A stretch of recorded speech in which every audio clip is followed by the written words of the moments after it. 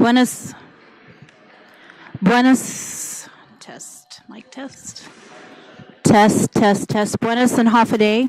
The Committee on Health and Veterans Affairs is now called to order. The time is 9:30, and today is Tuesday, December 16th, 2025. Thank you all for joining us, whether you're here in person or tuning in online. This morning, we're holding both a confirmation and a public hearing on the following items. First, the Governor's appointment of Matthew Limtiaco to the Guam Memorial Hospital Board of Trustees. Mr. Limtiaco holds a Master of Science degree and is a certified information systems security professional.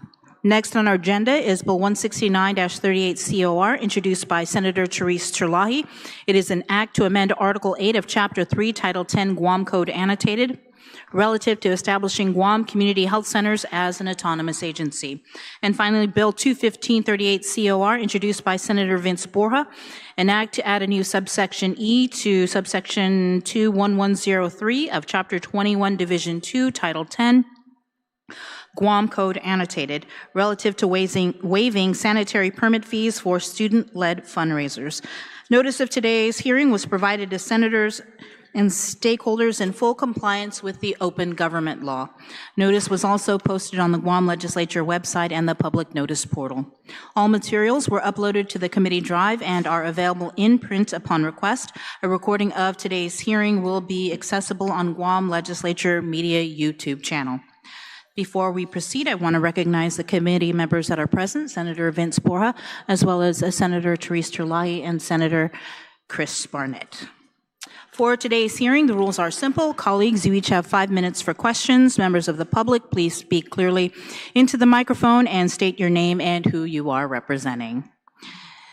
We'll begin with the Governor's appointment of Mr. Matt Limtiaco. If there is anyone here to provide testimony in support or in opposition to his appointment, please come forward at this time and have a seat at the table.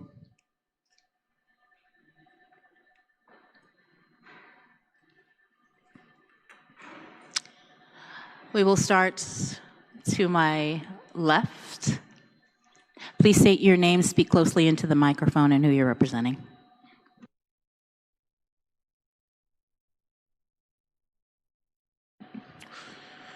Buenas, Jan Hafuday, members of the 38th Guam Legislature, our fellow participants testifying, and our fellow audience members watching live.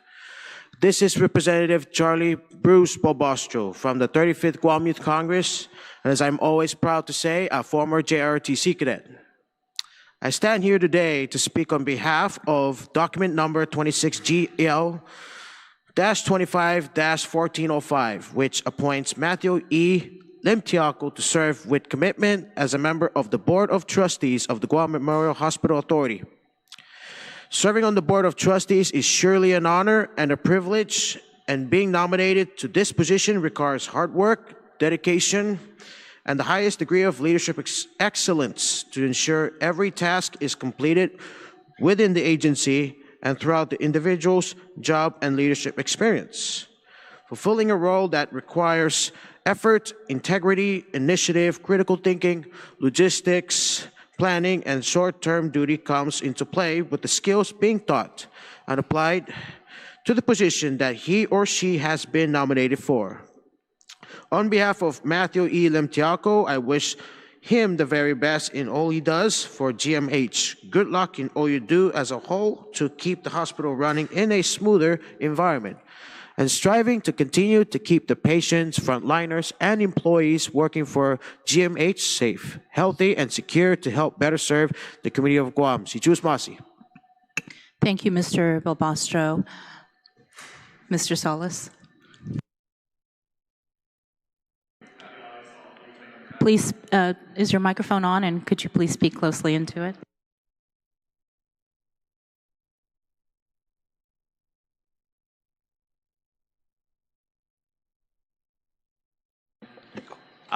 It's that button, okay. You think at this point in my career I wouldn't got used to that by now. All right, boss. Thank you, honorable senators, and happy holidays to you and your families. Thank you for allowing me to speak this morning. Buenas and Hafade, honorable senators. And I am very, very honored and privileged that you would allow me to submit my consideration of my testimony in support of Mr. Limtiaco's appointment to the GMHA Board of Trustees.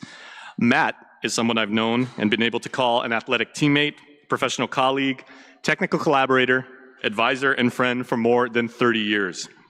By this merit, I believe that I'm able to qualify his character and why his unique skill set and personality would lend well to the outstanding composition of our hospital's board, particularly with the perspective that he will bring to the table with implementing proper technical measures for our billing, medical records, and cybersecurity.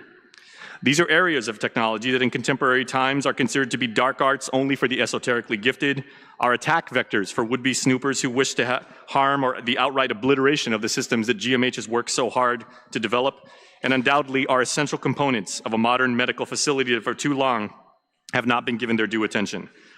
Matt has always had our island community's best interests at heart, and indicative of his training as an engineer, rather than just complain or comment about the state of things, he wishes to jump in to solve the problem directly. Matt is a proud Guamanian, being the son of a lifelong civil servant, with his late father having been an inspector at the Department of Labor. Even after returning home to work in telecommunications, he then went back to the mainland for several years to seek experience at the highest levels of technology with the ultimate intent that he would apply that knowledge back here at home. He's worked hard at and with an impressive array of brands, including IBM, Disney, and biotech giant Amgen, developing systems where stability, security, and scalability aren't just aspirational goals, they are mission-critical components that ensure the safety and validity of data that is ultra-sensitive. In these areas, he's a noted expert, and his intellect and candor and team attitude allows him to dialogue with organizations to apply these systems that are state-of-the-art and also, to our public sector, cost-conscious. He's a noted expert in the context of the people, processes, development lifecycle, crisis management, contractual relationships, and technical implementation that's so needed for high-performance systems capable of handling the rigors of today's very challenging cybersecurity arena. Matt has always had a firm handshake that you'll guarantee to feel 30 minutes after meeting him, and a signature laugh that you can hear 3 villages away. He's also proven himself as a competent executive. I also challenge you to test that theory. He's now a competent executive, being chief technology officer for a major local bank for several years, being a strategic thinker and leader in the equally specific financial services space. Again, an environment where airtight systems are not the exception, they're the rule. He has shown them a better path. And it's this insight that he brings to GMH, and his ability to work fluidly with other high-level executives is of immense value and immediate impact. Honorable Senators, I also consider it a privilege to come before you today to endorse Matt because of the debt of gratitude that I have for our hospital and how the institution consistently cared for my late father, the former 2-term Senator Dr. John Salas. When my dad's health was in rapid decline and trips to GMH became more frequent, and in the final years of his life, the conditions of the hospital's facilities may not have been shipshape and technical systems may have been slightly out of date, but at no time and in no facet did any of our human resources, physicians, nurses, night watchmen, housekeepers, administrative staff, everyone down the line, never did they waver in their compassion to improve the quality of my dad's life or ease his suffering. The authenticity of that dedication to the job is GMH's calling card and something that I've never forgotten. And I consider myself humbled to use this opportunity to give back in some small way to an institution that gave so much to mine and so many other families in our time of greatest need.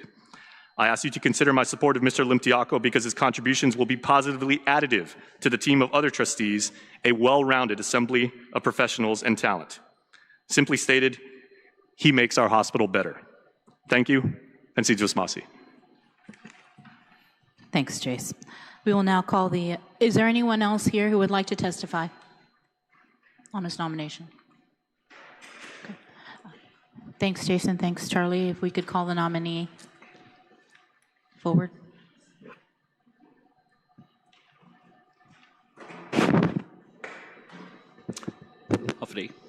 Thank you, Matt, for accepting this nomination. If you would like to provide your testimony on accepting it.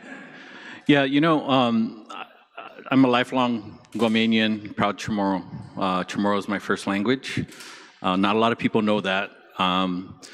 But, you know, I never aspired to be on the Board of Trustees. It's not one of those things where you say, okay, when you grow up and you're 10 years old, you say, I'm going to be on the GMH Board of Trustees. However, when there's opportunity for you to serve your community and it comes to you, I feel that that's something that it's an honorable thing, and I had no hesitation in accepting that nomination. I grew up in Barragata. I currently live in Zornia. I'm a proud son of Juan Limtiaco and Maria C. Limtiaco. My dad's from Asen. My mom was from Barragata. I was born in Deredo, but raised in Barragata. And I'm a proud representative of Barragata, although now I live in Zornia. And right, Chris? Zornia rules. But, you know, I accept this opportunity, especially in light of, you know, a lot of the flack that the hospital has been given over the years. My son was born at GMH. And I was shocked when when we were going through the experience, because I did not experience any controversy. I did not experience any sort of lack of care. And, you know, my wife and I, we just kind of looked around in the rooms like, what's going on here? Because there's what we're experiencing is far from what we hear in the media and in the news. And you know, the governor asked me to step into this for my IT experience, and Jason attested to that, and also for my cybersecurity experience, given the fact that the hospital experienced some incident within the last year.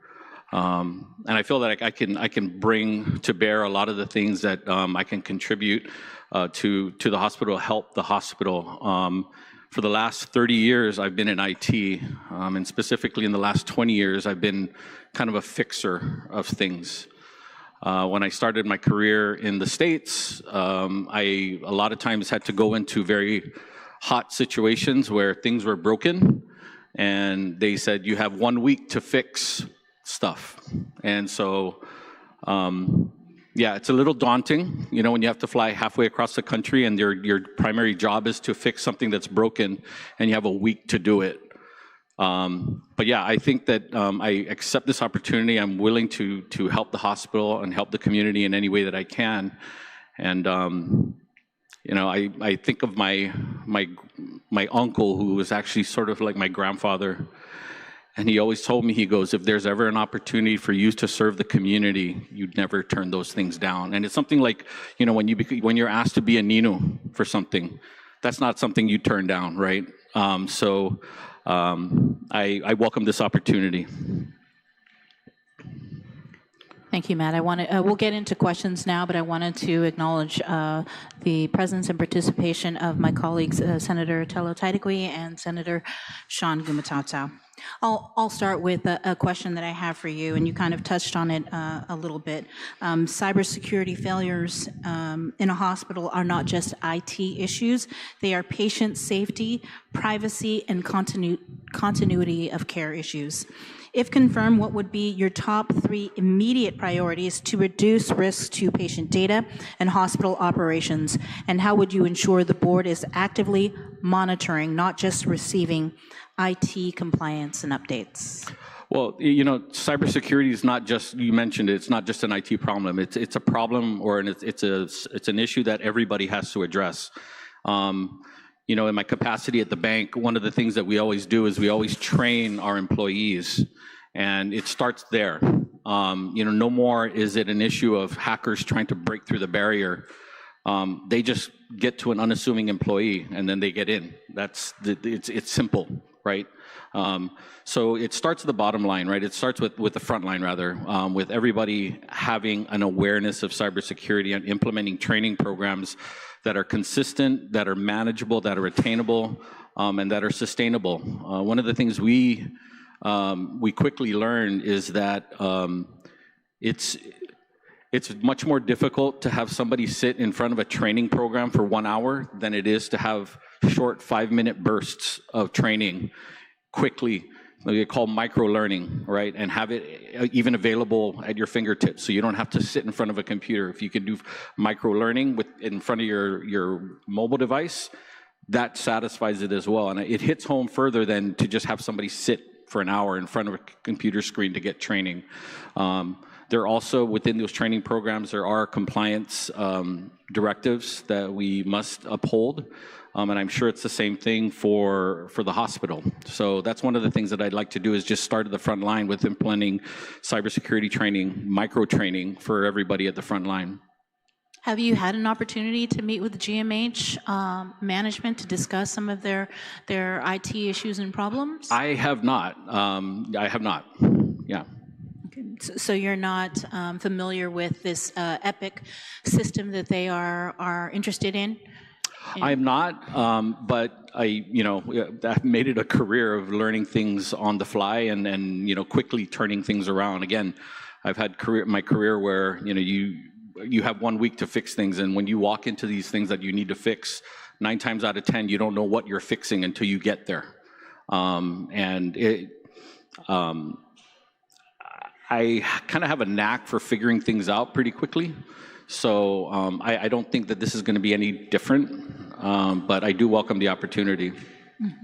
The Guam Memorial Hospital has faced documented deficiencies and federal scrutiny. I believe they were sanctioned by HHS related to its IT and cybersecurity systems. Based on your background as a CISSP and technology executive, what do you believe are the most likely governance level failures that led to these sanctions, and what specific questions should the Board of Trustees have been asking sooner? It's human. A lot of these things are human error, human oversight, undersight. And that's exactly what these cyber criminals prey upon, right? It's no longer a technical thing, right? It's getting the weakest link and finding human behavior weaknesses. In terms of being able to implement security controls, it's in the cybersecurity space, it's not, a traditional return on investment, right? Where you throw money at something and then you want to see the return on the investment come back immediately. It's one of those things where you have to measure the risk, measure the likelihood of something occurring, and then you determine whether or not that's something that you want to spend money on, right? So it's evaluating risk, it's evaluating the occurrence of an event happening. And then it's evaluating the cost of those controls. There are controls that have to be implemented across the board, no doubt. But one of the primary ones is working with the human element. As smart as humans are, they can also be tripped up. Aside from cyber and IT issues at the Guam Memorial Hospital, what are some of the other challenges that you see at GMH that you believe require immediate attention? Well, I think it's funding. One of the things with IT, and IT is not cheap. It's a cost center. It's always going to be a cost center. But one of the things that you want to do is make sure that you do it right, and you do it, in a way where you don't back yourself into a corner, or you don't consider the holistic approach to implementing the system and just do these things piecemeal. One of the things that I've always, approached when doing these things is, how is what you're implementing going to fit in the future? You want to future-proof as many things as you can. But yeah, the challenges with money, right? They're not cheap, but when it comes to cybersecurity, those aren't cheap either. But the thing with cybersecurity is, the criminals only have to be right once. Right, the cyber guys, they only have to be right once. The hospital has to be right all the time, right? And implementing those controls is what would make that right all the time. Have you had an opportunity at all to evaluate the Guam Memorial Hospital's IT department, the staff, whether they have enough staff or whether they have the experience? I haven't had it, the extent that I have had evaluations of is just people that I know in the IT space at the hospital. I do know that there are, there are things that can be done, that can be improved, and that, technical acumen is one of the things that we need to make sure that staff are aware of, right? That, we keep the staff in tune with what's current. Right. One of the challenges, especially out here in the middle of the Pacific, is getting talent and obtaining talent and retaining the talent here in Guam. You know, it's not like we're in the Silicon Valley where we can just say, hey, we want, you know, we can have a pick of the litter, right? Anybody we want. But, you know, to get somebody with technical experience to come out to Guam is a tall order. So what we've done is we've reached out to experts and engaged experts to be able to fulfill those needs for the bank. Thank you. I'm done with my questions. I'll turn it over to my colleagues. But first, thank you for accepting this nomination.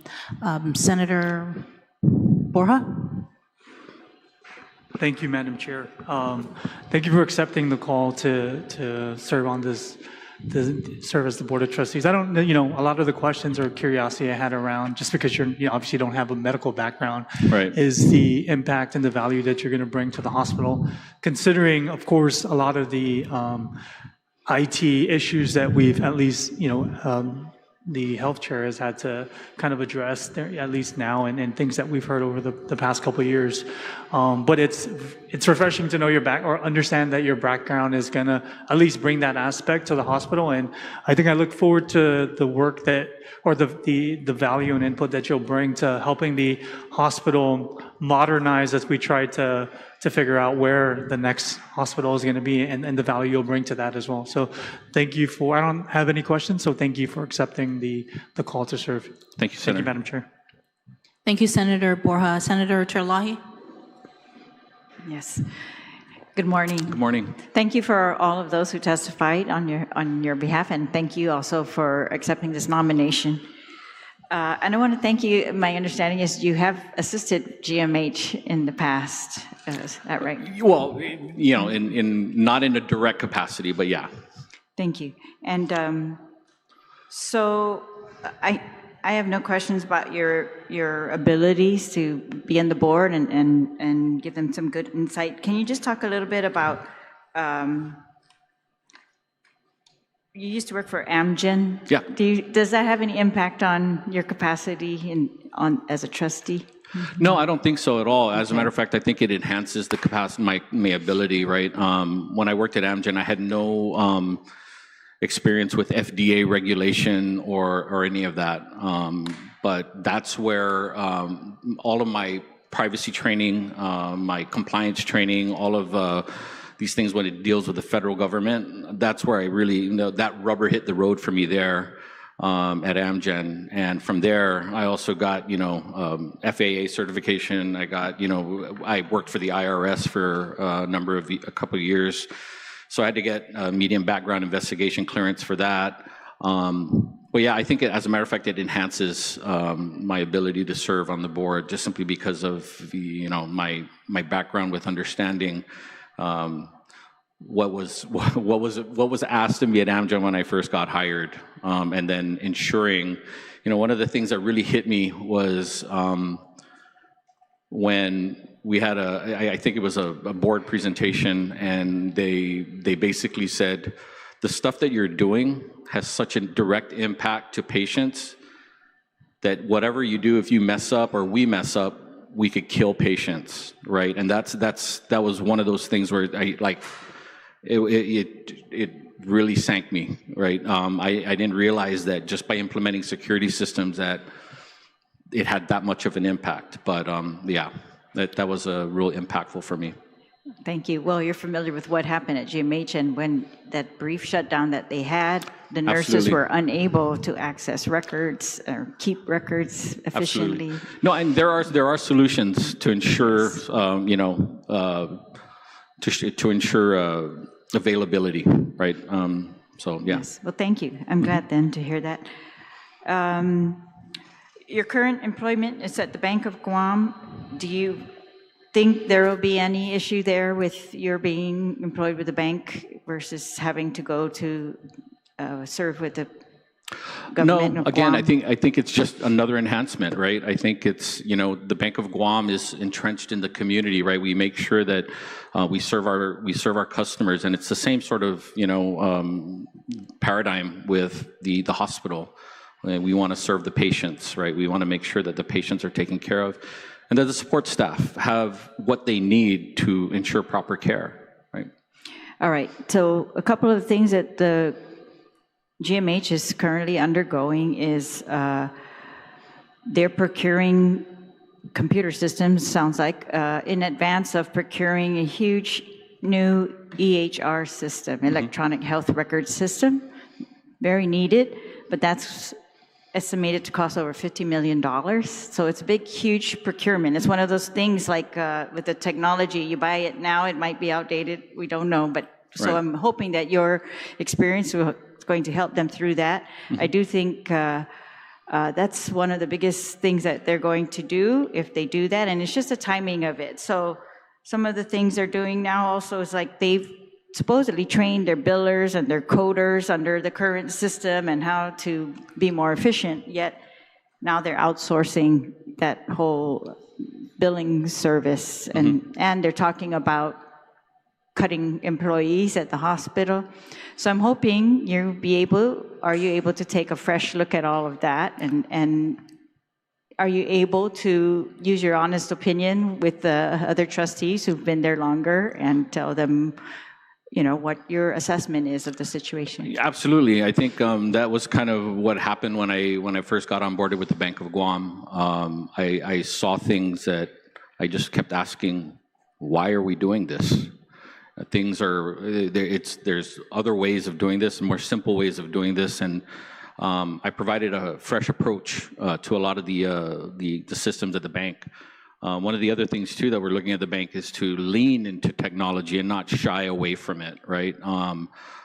And make sure that we make the proper investments to ensure the stability of the technology environment at the bank. And I think that that's the same thing that we need to do with the hospital. We can't be complacent with technology or with cybersecurity at the bank at all. It should be top priority because that's an infrastructure. It's just as much of, you know, water and power is IT, right? We cannot operate the hospital without the proper technology to support the staff and care for the patients ultimately. Have you ever served on the Government of Guam board before? I have not. This is going to be my first foray. I mean, I've been back in Guam. I've been back here for, well, 15 years now. But prior to that, I lived 10 years in the States. So, you know, I guess the opportunity landed in my lap, and you know, I'm just more than willing to take the opportunity to serve. Well, I'm glad you're willing. My concern with new board members sometimes is that they get presented with boards that are used to hearing presentations from the directors, and they kind of take that as that's the information you need to know. But I really think for GMH, the trustees really need to push a lot more. They have to be bold enough to ask questions and to really know the details enough to make an independent decision and not just be told, this is the best idea.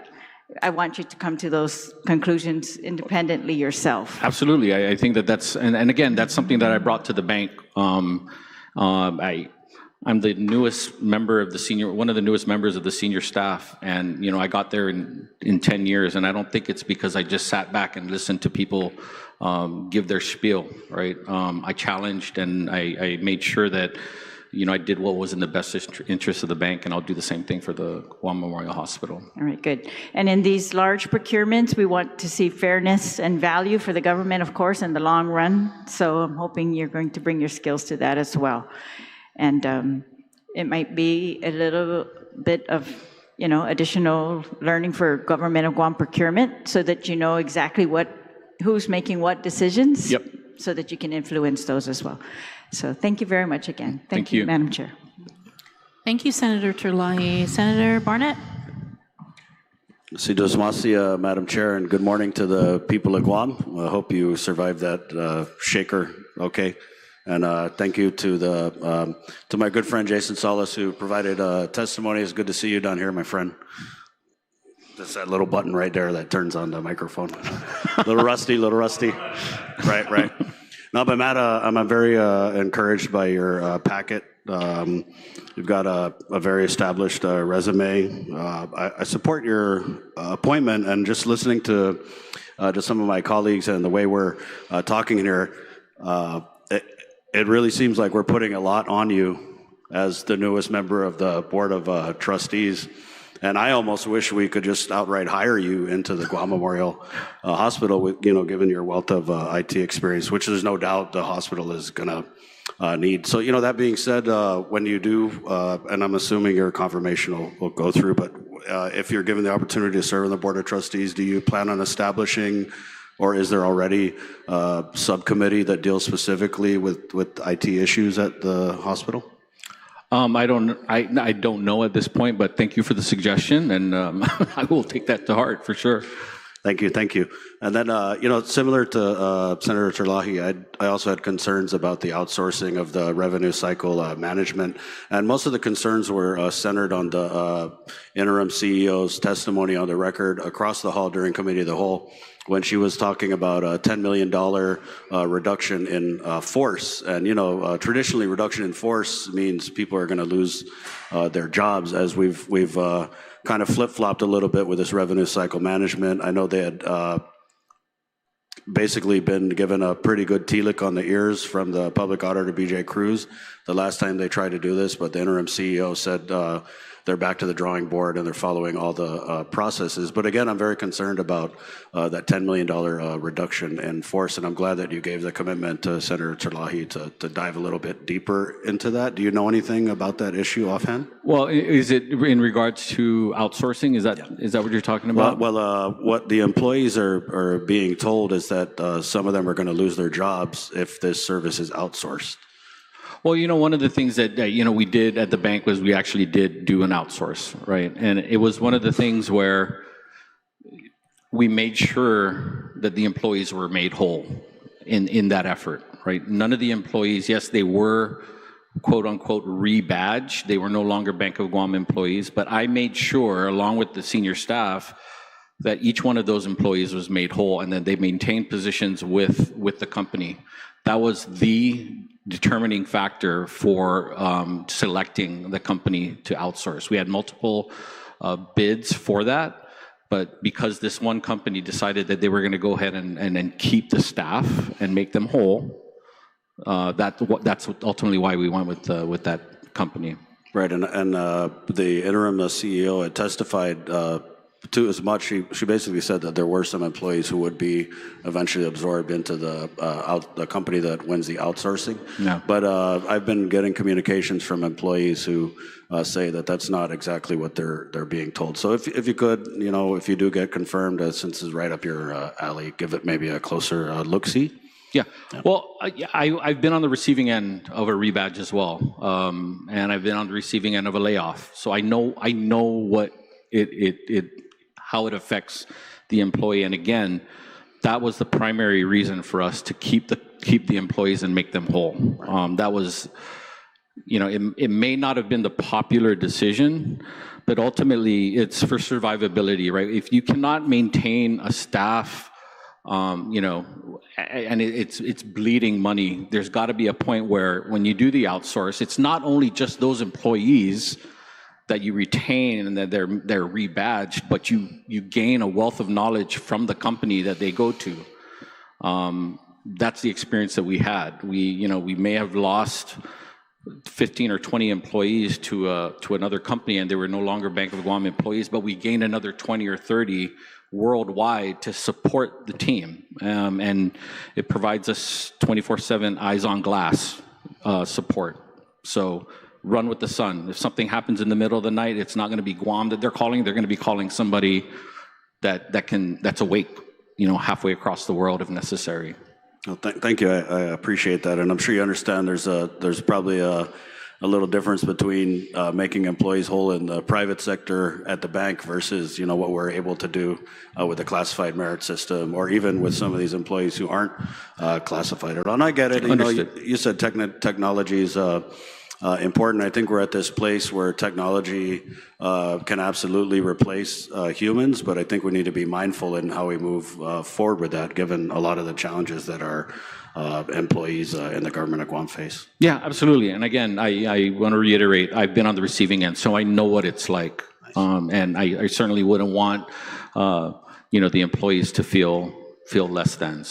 So I guess my last question, because a lot of the ground has been covered with the IT mishaps that have happened, but your employment with the bank and the extensive to-do list you've been given by the panel up here, where does your service to the hospital end and your duty to the bank begin, or vice versa? Well, when I look at people that are recovering, and I see, and you know, I go back to the experience that my wife and I had with the birth of our son. It's with me, right? It's one of those things where I can't let it go. So that's, and you know, I do have allegiance to the bank as well, but it pulls on a different heartstring, right, when it comes to service to the community.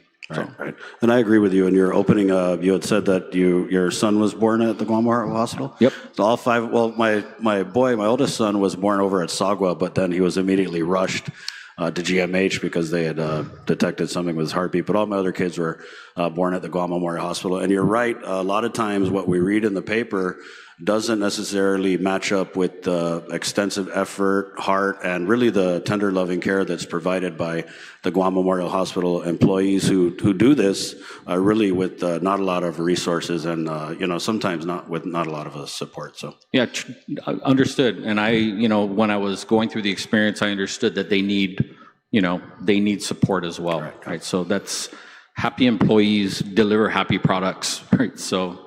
And we can be assured that that's going to temper your service with the Board of Trustees, that kind of mindset? Absolutely. I'm going to keep that with me. I wasn't born at the Guam Memorial Hospital. My wife was, and I think my daughter was born in the States, and so the running joke in our family is that she's the only one that can run for president because all of us were born here, and the rest of us were born here in Guam. Good luck. Anything's possible. Well, thank you, Matt and Mr. Limtiaco, for your testimony, and I do support your nomination. Thank you. Senator Taitague. Thank you, Madam Chair, and good morning to my colleagues. And of course, good morning to everyone that's here and those who are listening today. Happy holidays to everybody. You know, sorry I'm a little late, kind of listening as I'm driving here, of course, hands-free, you know, YouTube. And, you know, we get a lot of people, Mike, who call us up about confirmations from individuals. And it's kind of hard to be able to judge an individual if you don't know them personally. And I don't know you personally. Mm-hmm. So I usually reach out to people who do know you, you know, and some connections I have actually at the bank, you know, and finding out what kind of character you have and, you know, things like that. So I haven't heard anything bad, so that's good. So, moving forward now, as you take on this position, one critical question I'd like to ask you is that, did you get permission from your wife to sit on this board? Yeah, absolutely did. I wouldn't have cleared it with anybody else, right? But yeah, absolutely. She also was in full support of it. You know, we went back to the experience with the birth of our son. How long ago is that? He's 13 now. Okay, so 13 years ago. Yeah. So it's quite a bit of time from then to today, where we're sitting at a hospital that's technically falling apart. Correct. You know, and so there's a lot of work to do. So I hope you'll be advocating for the current hospital that we have in front of us, in front of you, more so than advocating for a new hospital. Well, of course you can, but I hope that majority of your time is spent with the current hospital, because that's needed, don't you think? I mean, the current hospital is where you're focusing in on. Oh, absolutely. I like to look to the future, but you know, however the future lands with where the hospital is located, that's where we're going to be focusing on. So, okay. Why do you think you were appointed in this position? Why do you think the governor reached out to you to ask you to sit on this board? When I first got hired at the Bank of Guam, I don't know that I ruffled feathers, but I rattled cages enough for her to know who I was within the first probably couple weeks. Simply because, you know, we were working in very much the same, you know, sort of the same situation, right, where things were already procured, and then I had to come in and try to figure out how to fit things, right, only to find out it was a little bit too much and we didn't really need it, and so we backed off and we developed our own program to supplement it. But I think it was just, my experience with the bank and the governor's experience of me with the bank. And what I brought to the table was, honestly, it was just questioning a lot of the status quo and essentially just getting everybody to think differently about the way things are currently running. It's like, why do we need to do it that way? Why can't we do it this way? Or if that thing is not working and it's not serving us, then let's change it and figure out a way that, when our auditors come, that it satisfies them and it satisfies all those involved. And we don't want to, belabor ourselves by fighting ourselves, just simplify it, right? One of the things I wanted to do, and I did, was simplify policy and procedure. Why do you have to have a 50-page policy document when you can only just have one page and then reference procedures from that policy? Simplifying things. This position is a very critical position. Of all the boards, you're dealing with life or death in situations. Of course, as a board, you have a lot of power at the Guam Memorial Hospital, down to, actually eliminating positions, approving above-step, hires, which has been very controversial. Procurement, you talked about procurement in that last conversation when you mentioned that. So are you very aware of what your duties and responsibilities on this board really is? I'm not very aware, but like I said, I've made my career of learning things very quickly, and I understand that there are rules and procurement rules and things like that within the government that need to be followed, and I certainly will uphold that. I don't. I wouldn't want to operate any other way. Are you willing to take the procurement modules to understand procurement? Absolutely. Okay, well, I'm pretty sure they're going to tell you how you can do that, and it'll be very helpful for you, so that when you do make decisions on behalf of the hospital, that you make those decisions knowing what the laws are.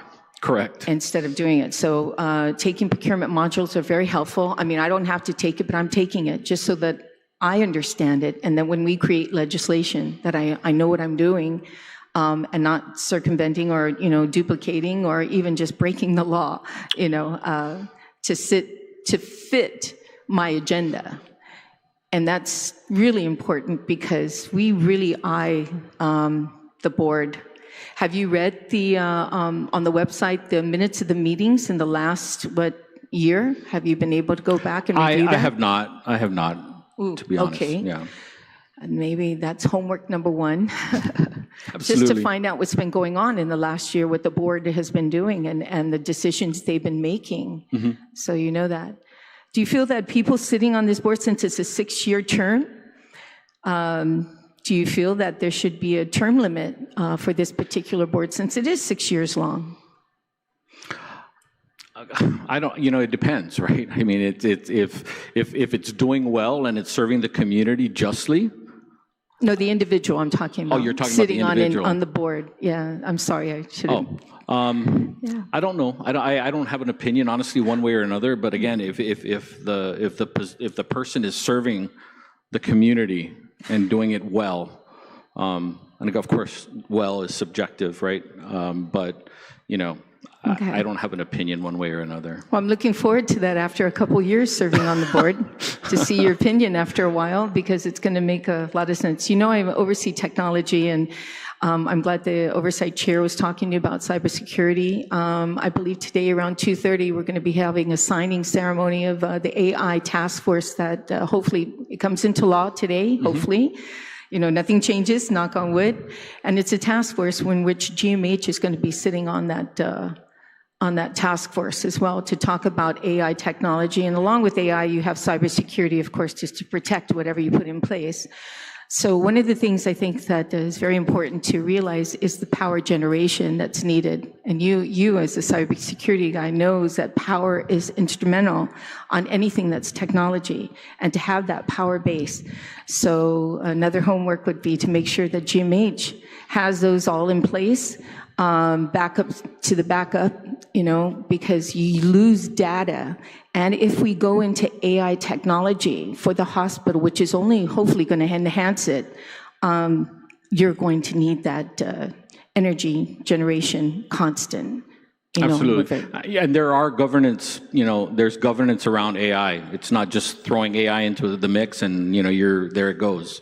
Right. You want to make sure that that AI engine isn't hallucinating, it's not giving false information, it's learning properly so as not to discriminate.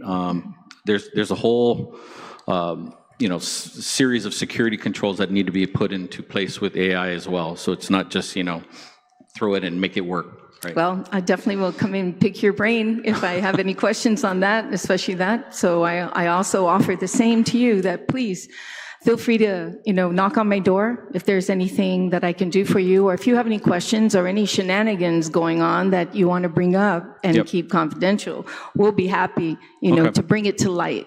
Sure. So we know that you're really doing the best you can there, and that you're not turning a blind eye on certain things at the Guam Memorial Hospital. A very, very important position as a board member, and Certainly. I wish you the very best. Thank you. Happy holidays to you and your Merry friends. Christmas Thank to you. you. Bye-bye.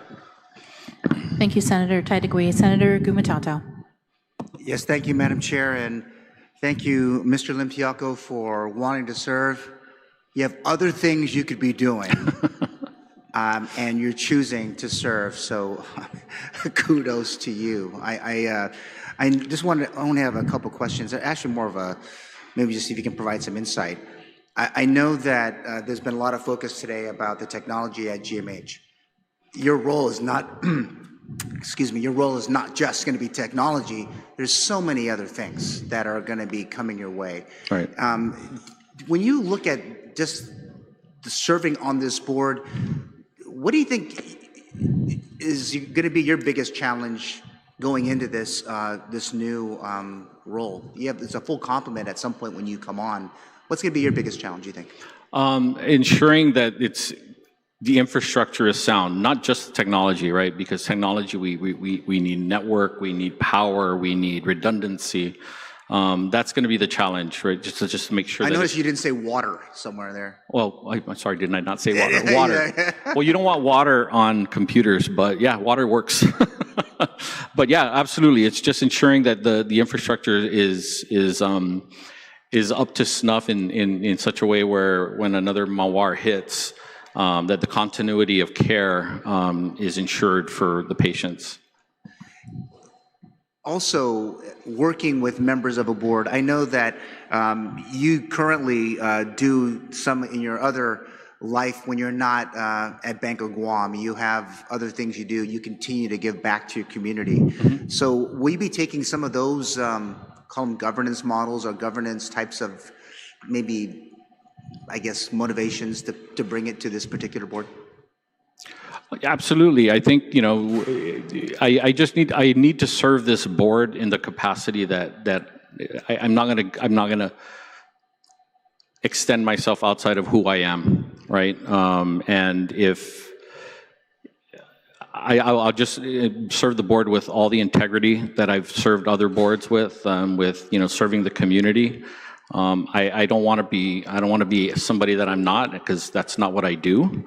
But certainly I will bring to bear my skills, my abilities, and my integrity to serve this board for sure.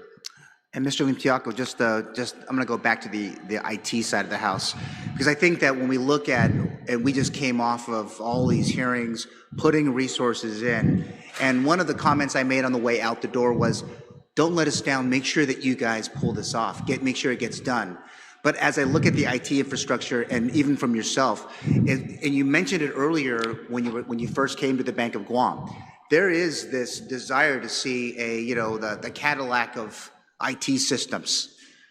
And I've seen it throughout my government service and now 3 branches of government.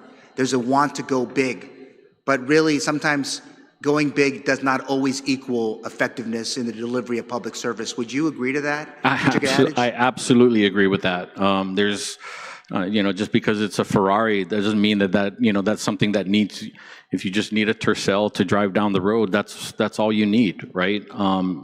But keeping in mind cybersecurity, I don't ever want cybersecurity to be an afterthought. It always has to come to bear with implementing any IT system moving forward, right? It used to be that cybersecurity was an afterthought, but we need to ensure cybersecurity as we implement IT systems throughout networking, computers, things of that nature. But even at that, even if you have the cybersecurity in place, they don't even have the basic infrastructure. We're talking keyboards and monitors. I mean, we're talking about what's on the other side of the wire, not what's literally in front of the end user, right? Right.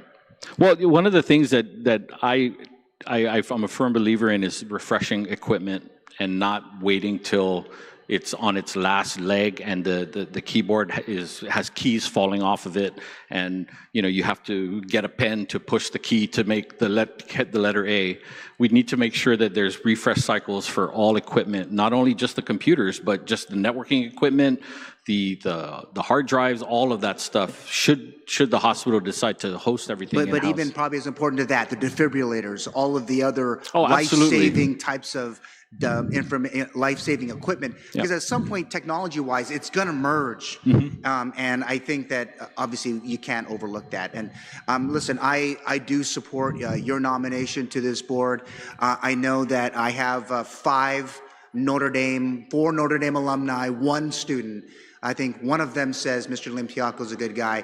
I've talked to the Volleyball Federation. I appreciate it. They've agreed that in terms of public service, that you stepping forward is a really big deal, not only for your family, but for this community. So again, I do support your nomination, and thank you, Madam Chair, for the time this morning. I appreciate it. Thank you. Thank you, Senator Gumatao, and thank you, Matt, for stepping up and accepting this nomination. There's a lot of changes that are going on at the Guam Memorial Hospital. You see it from the outside, and now with you there helping to work toward making the changes on the inside at GMH. I think some of my colleagues mentioned it earlier that there are so many things that are happening with IT. They have a corrective action plan that was submitted to HHS. I hope that you can take a look at that, the RIF resolution, the reduction in force, and their efforts to outsource many different things such as housekeeping, security, issues like that. So again, I really appreciate you for stepping forward, and I look forward to voting in favor of your confirmation. We're going to wrap up the committee report and hopefully get it onto a January session agenda. Thank you for your time. Thanks, everybody. Thank you. Thanks, Jason, and thanks, Charlie, for coming to testify. We are now going to move on to the hearing for Bill number 169-38 COR. This was introduced by Senator Therese Terlaje. Before we get to her opening remarks, if there's anyone here that wishes to testify on this legislation, please come have a seat at the table.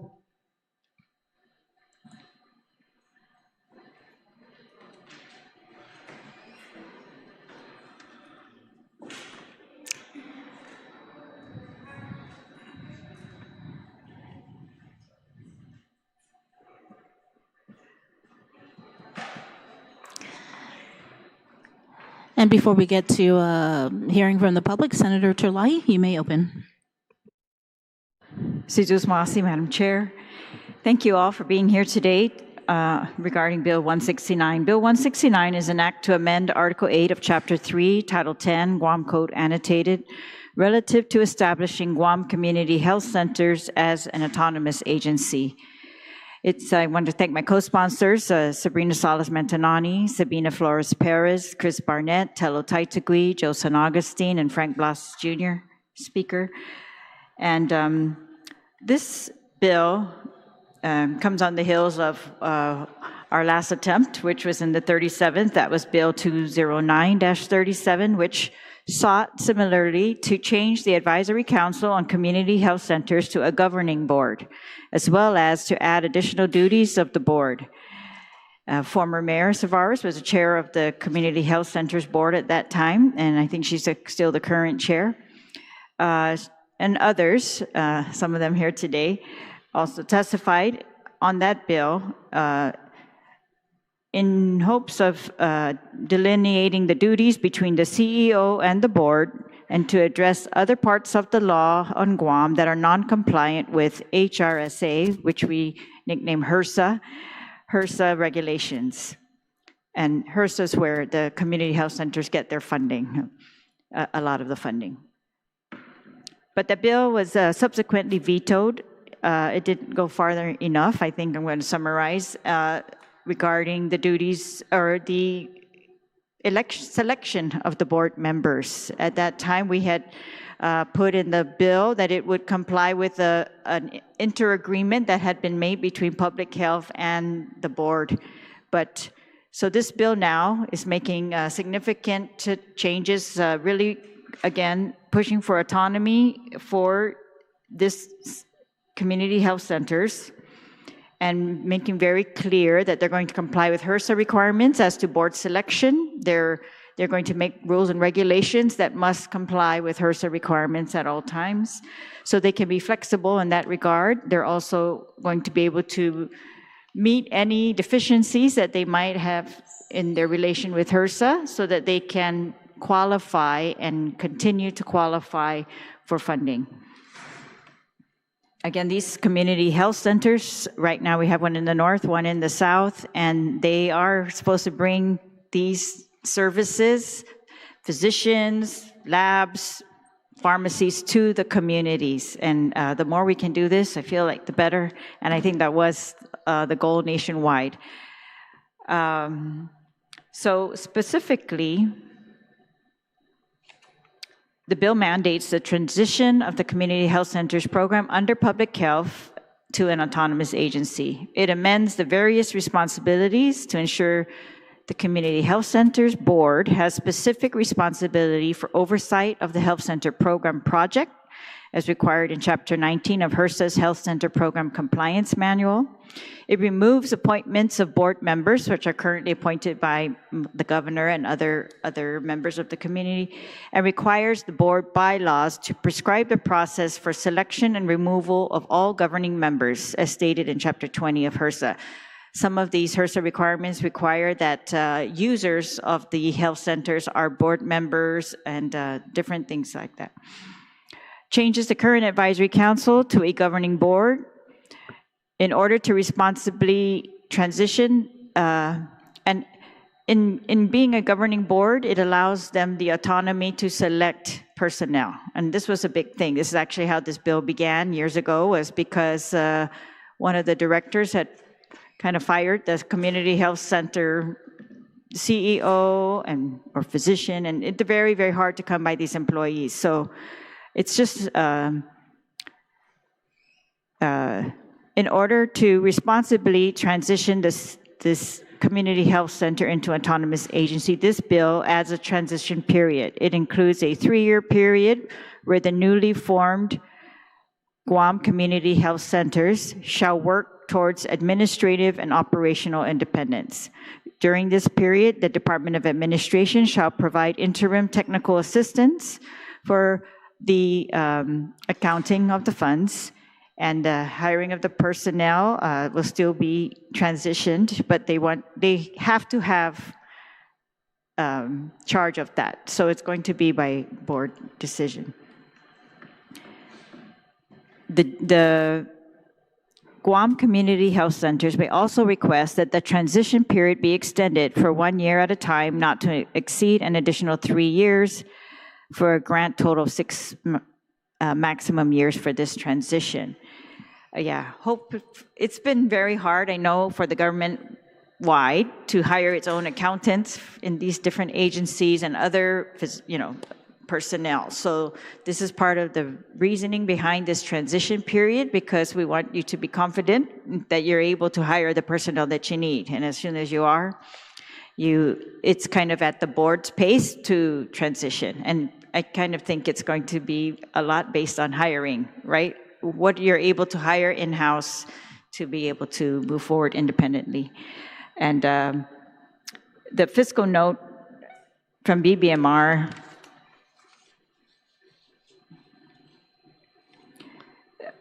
said that transition to full autonomy will allow the Guam Community Health Centers to respond faster to community health needs, fully meet HRSA FQHC requirements, expand services such as after-hours urgent care, and streamline the hiring process of much-needed medical professional and support staff to fill current vacancies. Again, so I hope to get my colleagues' support, and I'm looking forward to the testimony today, and thank you, Madam Chair. Thank you, Senator Terlaje. We will now accept public testimony, and we will start to my right. Please introduce yourself and what organization you are representing, and speak closely into the microphone. Thank you. Hafide Senators, my name is Kai Akimoto. I'm working with Chalanamti organization, but if it's acceptable to the community, I would like to invite Director Areola to provide her testimony before ours, if that's appropriate. Director Areola.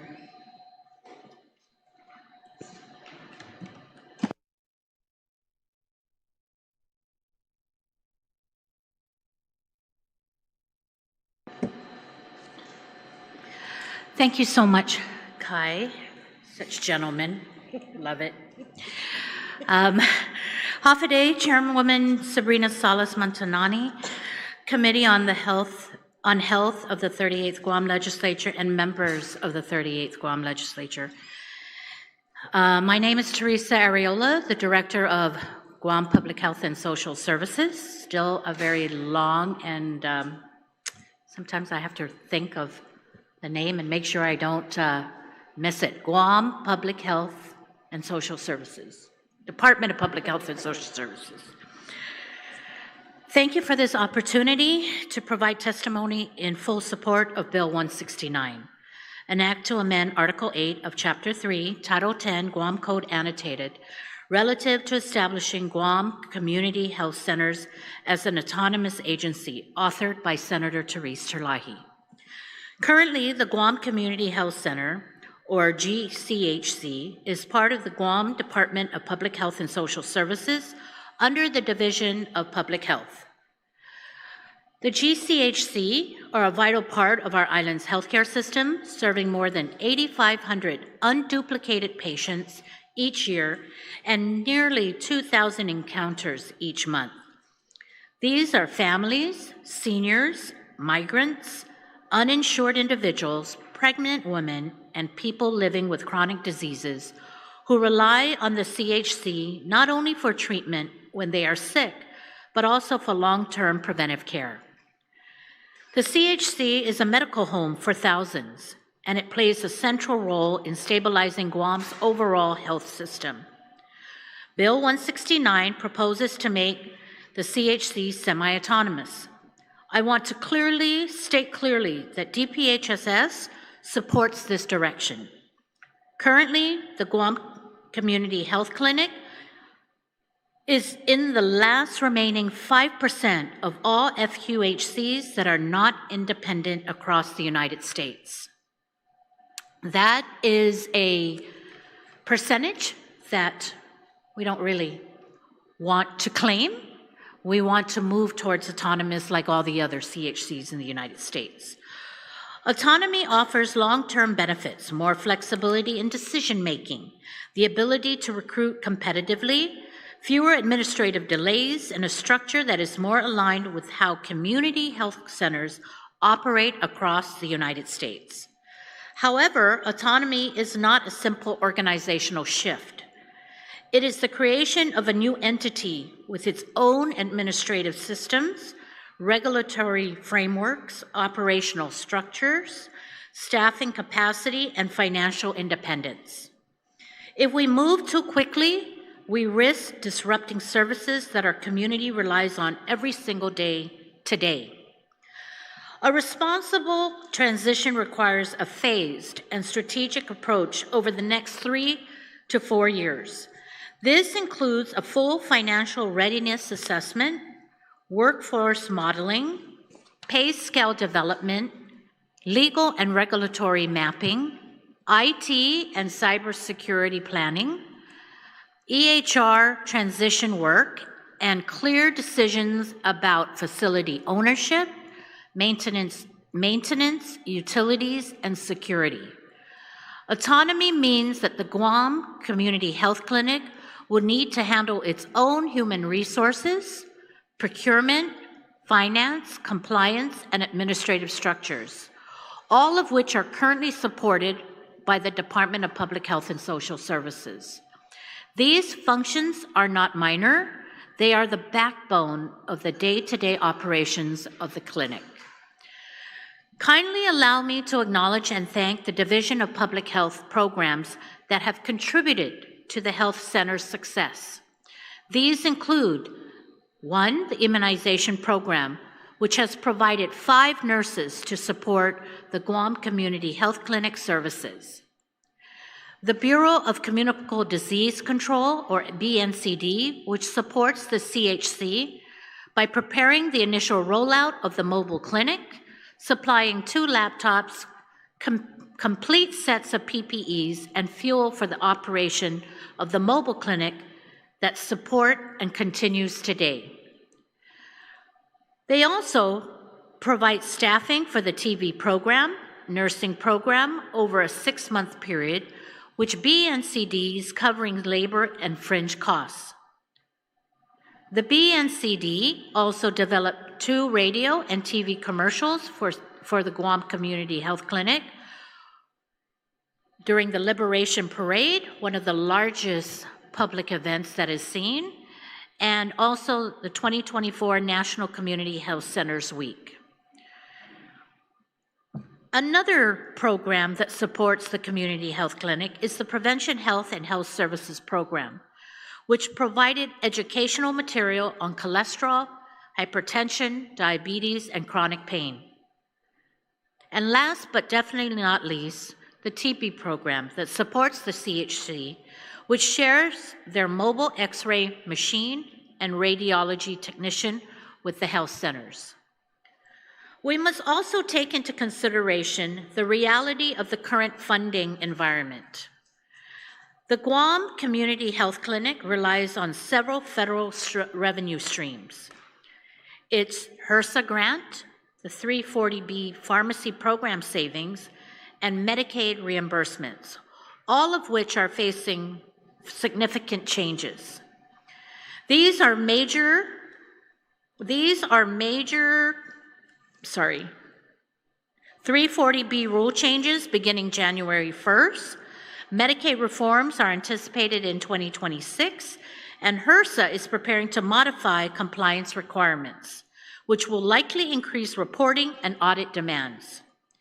As a territory, Guam continues to experience challenges in accessing certain federal competitive grants. An example is the recent $50 billion Rural Health Transformation Grant that did not include the territories. If the Guam Community Health Center becomes autonomous, it will need to have its own EIN number, and HRSA will consider it a new applicant. That means we must time this transition carefully to avoid any disruption in federal funding. Workforce readiness is another major concern. Guam already faces a shortage of physicians, nurses, midwives, and behavioral health professionals. Autonomy will not fix this unless the Guam Community Health Center also establishes competitive pay scales, sustainable recruitment strategies, training pipelines, and clear retention plans. At the same time, questions about infrastructure must be resolved early. Who will own the buildings? How will utilities, security, maintenance, and facility operation be handled? What resources will transfer from public health, and what will need to be rebuilt from scratch for the Community Health Center? These details matter because any misstep will directly affect patient care. It is also important to recognize that the Guam Community Health Center currently benefits from being part of public health, the Department of Public Health. Procurement support, HR, payroll processing, accounting functions, shared utilities and security, and emergency coordination during typhoons all help stabilize daily operations. Once the Guam Community Health Clinic becomes autonomous, it will need to replace these supports independently, and that transition must be planned and funded. While autonomy is being elevated and prepared, I strongly recommend that Bill 169 include protection for the Guam Community Health Center program income. Program income is generated by the Guam Community Health Clinic through patient visits, pharmacy operations, and other services. These funds are essential for meeting HRSA requirements, supporting staffing, purchasing equipment and supplies, funding outreach, and ensuring continuity of care. To protect the Guam Community Health Clinic during this transition period, the bill should clearly state that program income cannot be redirected, reprogrammed, or used for any purpose other than the Guam Community Health Clinic operations. Without this safeguard, the Guam Community Health Clinic will not have the financial stability needed to plan for autonomy. There are important steps we can take now. A formal assessment and transition roadmap should begin immediately. The formal transition period will begin immediately after enactment of this bill into law. The Guam Community Health Center Board of Directors may extend the transition period as long as necessary at the board's discretion. Local funding support will be essential to build administrative capacity and provide a buffer against federal uncertainties. Strengthening workforce pipelines, including recruitment incentives and training partnerships, is critical. System modernization, particularly with their EHR transition, must stay on track, as these systems will form the foundation of future independent agency. Additionally, a joint transition task force involving the legislature, the Department of Public Health and Social Services, the Guam Community Health Clinic leadership, BBMR, DOA, and the Attorney General's office would help ensure transparency and coordinated decision-making. As you consider this bill, I ask that you keep the human impact at the center of the discussion. The Guam Community Health Clinic is where a mother brings her child for immunization. It is where our elderly manage diabetes and hypertension.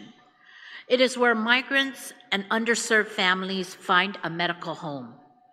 It reduces the strain on GMH, supports our emergency response service system, and strengthens the island's resilience.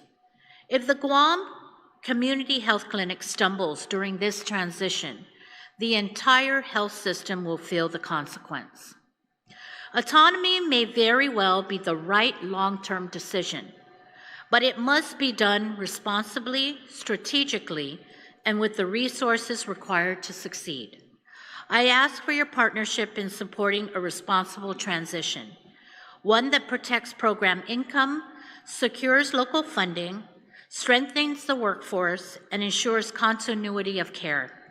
Our community depends on the strength of its health centers, and I am committed to working with you to ensure that when autonomy does happen, it is done in a way that protects patients and strengthens Guam's health system for the future.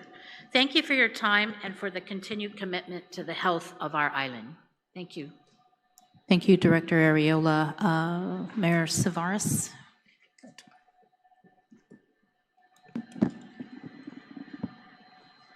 Good morning, Madam Chair, Senator Sabrina Salas Matanane, Senator Therese Terlaje, Senator Chris Barnett, Senator Telo Taitague, and Senator Vince Borja. My name is Melissa Savarez, Board Chair for the Guam Community Health Centers.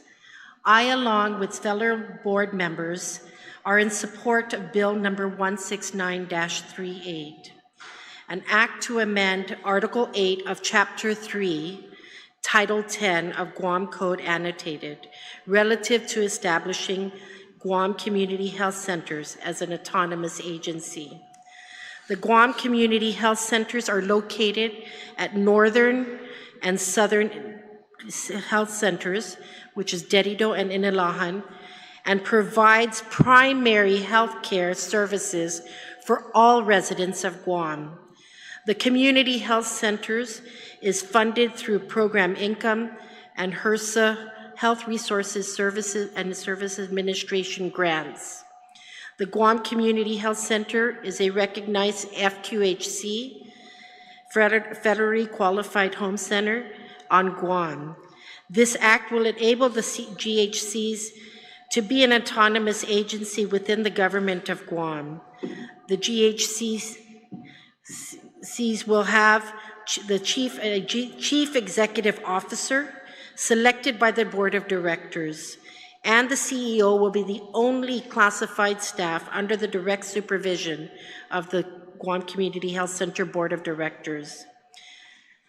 The GCHC CEO will adhere to all federal programs required based on HRSA rules and regulations based on updated guidelines. The GCHC staff will remain classified employees of the government of Guam and fall under the direct supervision of the CEO. Upon implementation of this act, it is important that a chief financial officer be hired to develop, implement, and coordinate the GHC financial policies, financial management, internal audits, billing and collections, and all other financial tasks necessary to ensure the stability and responsibilities as per HRSA guidelines. The Guam CHC Board of Directors may enter into a co-applicant agreement with another government agency to meet the healthcare requirements based on services needed for our patients. Currently, the GCHC has a co-applicant agreement with the Department of Public Health and Social Services. The GCHC and DPHSS is one of 5%, as Director Arreola mentioned, 5% of health centers in the United States that still has a co-applicant agreement. The Guam Community Health Centers Board would like to keep the tax garnishment for patients who have uncollected debts at the CHC. Once the financial system is at the Guam CHCs, established is a current list of debts owed, we will create a memorandum of agreement between the Guam Community Health Centers and the Department of Revenue and Taxation. This act will also allow for the process of autonomy to begin for the 3 years. An extension of an additional 3 years will be allowed with no more than a total of 9 years. This act will allow for the development and implementation of our financial system, accounting, payroll, internal fiscal and procurement control. Other tasks that will be included are human resources, contractual services, and other related services based on the needs of the GCHC. Currently, the GCHC does not receive direct government allotment aside from what is given to us through the Department of Public Health budget, through their services. The GCHC have been self-sustaining through program income and federal grants.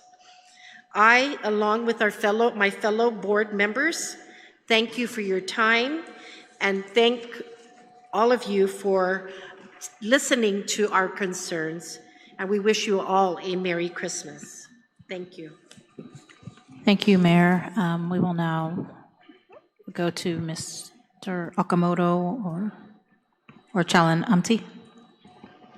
Hi, good morning, Senator Terlaje and esteemed committee. My name is Mason Caldwell. I was speaking on behalf of Chalan Amti. We are honored to provide testimony on this in support of Bill 169-38. We are a group of over 30 medical trainees passionate about developing our physician workforce throughout Guam and the greater Micronesian region. We offer advice to local pre-med students in college and high school and create opportunities on island for learners at the levels of pre-meds, medical students, and resident doctors. Many of our medical schools utilize CHCs and feature CHCs which offer exposure in a learning environment that offers pathology and social complexity neither textbooks, academic, nor private health centers can offer. When placed in strong, well-functioning, and independent community health center, trainees are given kind of experience needed to become the compassionate and resourceful doctors that patients long for. Additionally, Our group has studied the physician workforce on Guam and has found that Guam is below the national average in our national physician density across all specialties. The CHC offers an avenue to a solution to resolve our physician shortage in specialties where the shortages felt hardest, such as obstetrics and gynecology, primary care, and psychiatry, just to name a few. Studies also show that over 50% of new doctors practice where they train. As a site for training, a residency would be the best outcome, and fortunately, as the island's only FQHC, the CHC has access to the Teaching Health Center Graduate Medical Education Program through HRSA, which gives both funding and technical assistance to the program.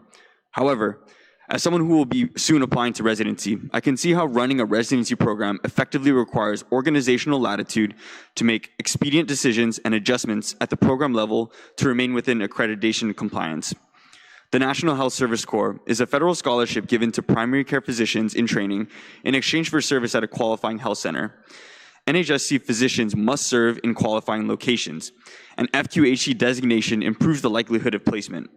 Access to NHSC physicians expands the pool of Guam recruitable health professionals to 3,500 plus NHSC health professional graduates.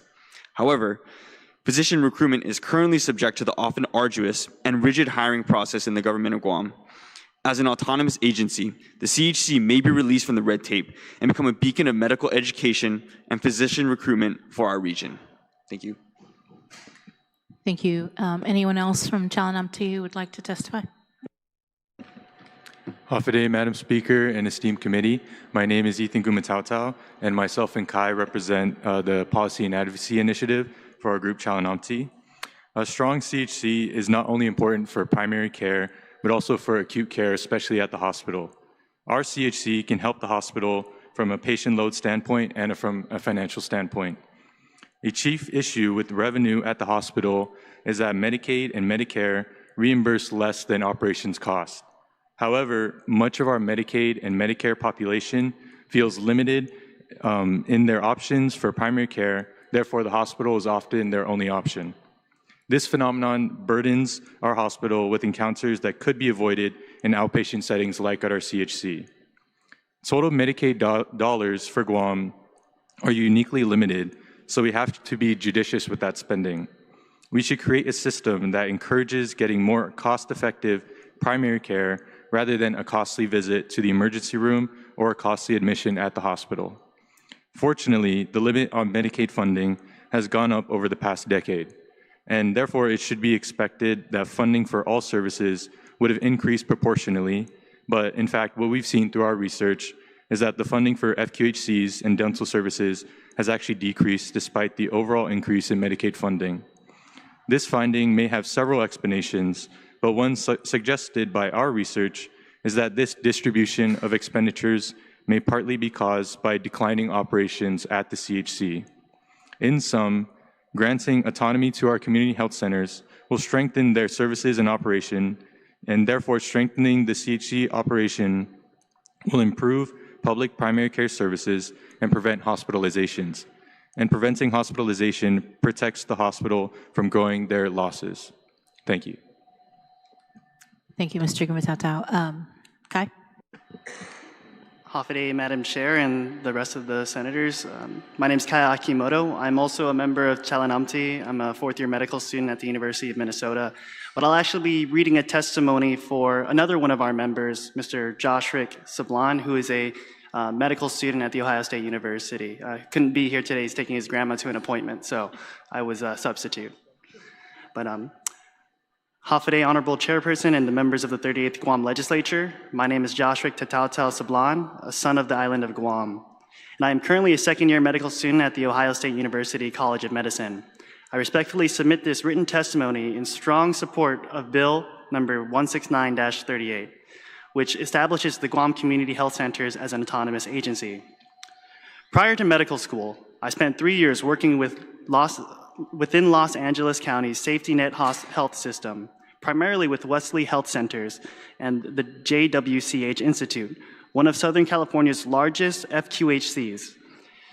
JWCH operates more than 36 clinical sites and delivers a full scope of services including primary care, mental health, substance use treatment, HIV care, dental services, optometry, and pharmacy. The organization is nationally recognized as a leader in homeless healthcare, operating recuperative care programs and 24/7 psychiatric urgent care center on Skid Row. In my role, I worked directly with the chief medical officer and was involved in nearly every aspect of executive level clinical operations. I led our quality improvement project and its initiatives and prepared federal, state, and health plan level reporting, most notably those required by the HRSA to maintain FQHC designation, patient-centered medical home recognition, and Federal Tort Claims Act coverage. These experiences directly inform my support for this bill and my belief that autonomy is essential to the effective, compliant, and patient-centered operation of community health centers. Bill number 169-38 appropriately recognizes that Guam's community health centers require modernized governance, clearer accountability, and alignment with federal health center standards in order to continue serving the island's most vulnerable populations. The bill's findings emphasize the need for an organizational structure that supports compliance with federal requirements, safeguards access to funding, and ensures patient-centered oversight. My reasons for supporting the full autonomous nature of this community health center is as follows. Alignment with federal FQHC governance and compliance standards. The bill acknowledges the importance of aligning Guam's community health centers with HRSA Health Center program requirements. In practice, compliance with these standards is essential to maintaining federal grant funding, enhanced reimbursement, and FTCA malpractice coverage. Autonomy allows leadership to directly oversee compliance, quality improvement, and reporting without competing administrative priorities that can jeopardize federal standing.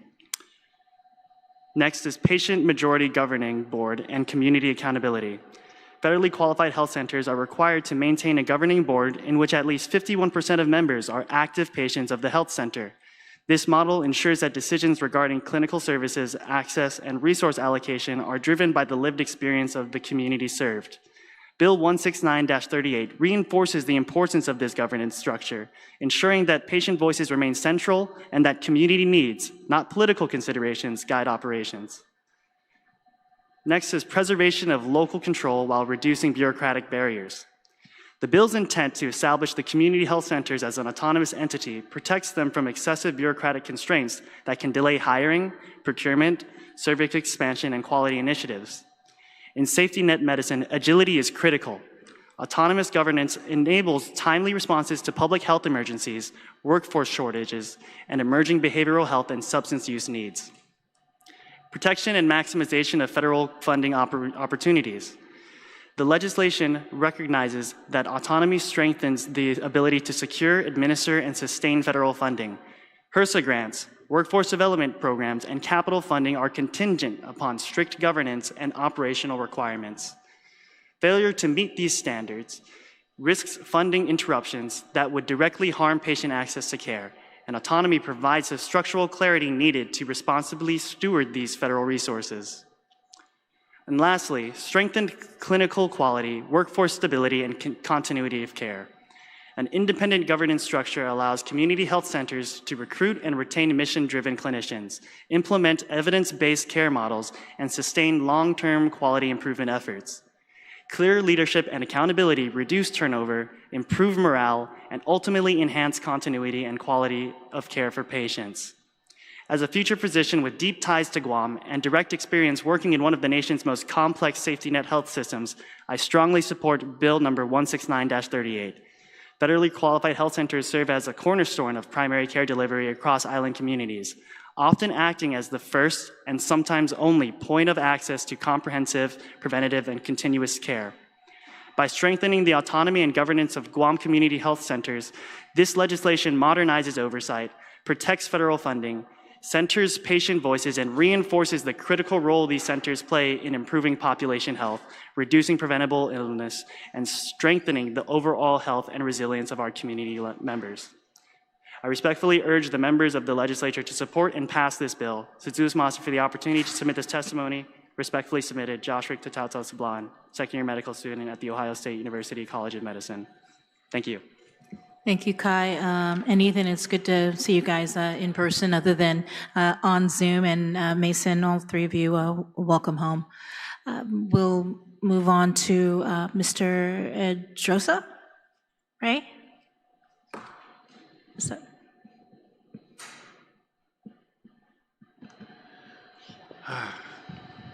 It's hard to be an introvert. Good morning, honorable senators. I'd like to thank all of you, sincerely. Whether you're here because you're in support of the bill, you co-sponsored, or whether you're here to listen because you recognize that there is a need. So for that, I thank you. I've been with the CHC for a very, very long time. Excuse me, because I don't have a prepared statement. I'm very impressed with the gentlemen here. They've actually moved me. I was so glad to hear. And I hope they come back and serve our island. This is your home. But I've contributed all my 2 cents, 3 cents to what this bill is. And I've sat with Senator Terlaje. And of course, I have been here in front of you before, and you know, it wasn't so nice. We were in dire straits, but we've corrected so many things. This bill before you is just the beginning of what we need to do. And the real work actually begins if you were so kind as to support this. And after that, we still need your help. We need the help of everyone. This is a community thing. This is something we need to do for the island. You know, like I said before, I'm an immigrant. I came here a long time ago. And this is my way of giving back to this island that accepted my family, and, you know, here we are. But thank you. I'm here to support Mayor. If you have questions and other things that I can answer, I can help to answer. I am here. But public speaking is not actually my forte. That's why we vote for people like you. Anyway, thank you. And I wish all of you a happy holidays. Thank you, Mr. Edrosa. Charlie, you're up. Manana si Juas, Senator Matanane. Good morning and half a day, members of the 38th Guam Legislature, our fellow participants, and our fellow audience members. I'm Representative Charlie Bobostro from the 35th Guam Youth Congress, and as I'm always proud to say, a former JRTC cadet. I stand here again to speak on Bill number 169-38 COR, introduced by Senator Therese M. Terlaje from the 38th Guam Legislature, an act to amend Article 8 of Chapter 3, Title 10, Guam Code Annotated, relative to establishing Guam Community Health Centers as an autonomous agency. I show my full support for Senator Terlaje's bill regarding healthcare services and the establishment of Guam Community Health Centers in general. As a patient from the Southern Regional Community Health Center, I also want to express my full support for this bill idea, as it will take larger steps to provide proper health care to the people of Guam with medical needs, such as those with flu, people diagnosed with cognitive and mental health disorders, people with disabilities and diseases. Getting proper health care isn't easy for some due to their limited eligibility, but the essential help and communication are on the way. Seeking health care for medical needs never stops. Lots of people put their desire and commitment to help together hands in the community to seek proper medical help from their respective providers, as well as the community health centers managed by the government of Guam. Maintaining proper cooperation and instrumentality to serve the people of Guam does take a big role in caring about others and getting the important needs that they must have. Health care is a priority to the people. Getting people better is also a priority because our lives are on the line. Establishing the Guam Community Health Centers will surely fulfill our medical needs physically, mentally, and cognitively. And it will have a strong build-up to do all things necessary and contrary to getting proper medical care. Sometimes, medical needs are a problem for some people in the island due to ineligibility and unavailability. We must seek help today to prevent the problem and give them the assistance to seek further guidance for more healthcare services being provided in the island of Guam. Medical personnel had put their lives on the line to serve the people every day, 24/7, to keep our beloved people of Guam safe and in good health, to help better live our lives freely again. Again, I just want to extend my support for Bill number 169-38 with my sincere written testimony, and I appreciate all that has been accomplished within this legislation and hopefully the healthcare community. Thank you, and si Diyos masi.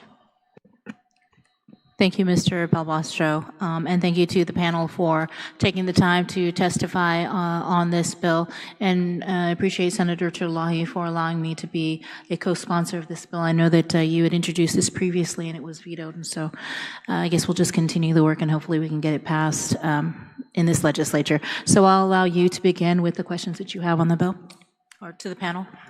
I am just very grateful for all the testimony. I think it's really added to the importance, the seriousness of what we are doing here. And I want to thank you, Mayor Savarez, for your leadership in bringing the community along in this, because you're really, you and the board members, Mayor Ngata, thank you for being here, and the public health officer of Department of Public Health, and the other board members. So much work has gone into it, very detailed technical work, and sometimes just, hashing it out. And I want to thank Mr. Meno, if he's watching, because he was one of the first ones to come into my office very boldly and tell me we had to do something. So I want to thank him. And of course, we have another mayor serving on the board, Mayor Chargala from Inalahan. So the mayors from the villages where these facilities are also on the board. And again, patients are on the board, and want to thank all of them for their work. I want to thank you, students. You make us very excited, and really look forward with confidence to improving the health system of Guam. And I really mean that sincerely. Thank you for your work. I know you've been doing this for a while. Thank you for supporting the other students, and thank you for taking the time on your break, it looks like, to come here and help us. So I know you could wait, but you haven't. You've been very active all the way. So I really want to thank you, and I want to say your names correctly. If I know we've got, is it Mason Coldwell? Mr. Coldwell? Kai Akimoto, Mr. Gumatauta. What is your first name again? Ethan Gumatauta. And Mr. Josh Rick Sablan, Tatauta Sablan, whose testimony you read. Thank you to all of you. And of course, Director, Public Health has really been helping, really running the CHCs for all these years. And I think they began under the former Director, Linda, was it? Linda Umpinki DeNorsi. Yes, and really they excelled, and they really showed us what could be done in our communities. And I really thank you, Director, and all of your team for a large amount of work that you've already put in, and for really pointing out, again, the seriousness of what we have to do going forward in this transition, and how heavy that really is, and how it will take a very coordinated effort, so we do not miss and we do not fail anyone, not one patient, hopefully. But Mayor, I want to remind you, this is actually 6 years, not 9 years. So hopefully we can get that done and then. I'm hoping you can get it done quickly. I know Mr. Drosu really helped us in regards to the finances, and with his experience to talk about this over the years and how to facilitate that. So again, thank you to all of you. And Madam Chair, your work was also cut out in this transition, so we're all going to have to work together to, make sure we just, whatever they need, that we are able to do. And we're very grateful for the federal funding. Thank you again, Director, for pointing out that we are always at risk. Even while we comply, we're still at risk because of how federal funding works, of them just deciding to cut some programs or reprioritize. So very grateful that you pointed out to us what we should be very grateful for, how we can enhance this through autonomy, really enhance our healthcare delivery system all across the board, help our hospital in the process, and really help the patients in the process. So again, yes, Ms. Director. Thank you, Senator Terlaje. I just needed to state that you have the department's full support. I'm so encouraged, like you said. I mean, I have young future Guam doctors to the left. I mean, I can't thank Chalanamti enough, because they've really put the future of physicians and our health workforce in front of our faces. We just need to figure out how to bring these young, talented men and women back home and keep, instead of keeping them in the States where, the enticement is might be so much larger. And then it's like, I'm so glad, because then to the right, we have the Youth Congress, and thank you so much. So the youth has spoken. They're definitely our future. That's what they're promising. And so us folks left, older folks, will do what we can to ensure that that the CHC is ready for them. But I wanted to mention that public health, with the hiring of the current CEO, there's some real stability being set into the department. And I just also wanted to mention that we are getting quite a number of retired folks who are physicians who want to come home. So yes, there's a workforce shortage, but it's a very promising, something's happening in the States that people want to come home, but yet they still have the energy to serve. So I think the future of the workforce is very bright, with some new, fresh blood coming in and some more experienced doctors to mentor and to blend. So there's going to be a continuous workforce and not a full exodus when everybody decides to retire and no one's left behind. So I think that's very encouraging. The CEO, who's stable, promises me she's not leaving and enjoying her job very well, is very encouraging. So thank you so much. And, we're here to do what we need to do, because we don't want to be part of that 5%. We want to move away. And even in my capacity in nonprofit work and things like that, there's going to be I've already said I want to be a board member when I retire. In your next life. In my next life. Okay. Me too. Thank you so much. I'm just really excited, because I know a lot of work has been done by you, Senator Terlaje, in the previous legislature, and now with the support with, the current health chair, Senator Sabrina. I mean, I'm so excited, and the administration's fully supportive of this autonomy. So we just want the legislature to pass it, and then I think you're going to see a law signed into law. A bill signed into law with all the changes. Thank you so much. Thank you. Thank you, Madam Chair. Thank you, Senator Terlaje. I just had one question, and maybe just for people who are watching at home and they're hearing about this bill and they're hearing a semi-autonomous, autonomous, and things like that. And just me personally, I've gone down to in Alahan, right, the clinic there, and it really was extremely underutilized. There was hardly anybody there. So if this bill is passed, maybe if you can explain to the public how this, eventually will change things. So, a lot of it has to do with the availability of physicians.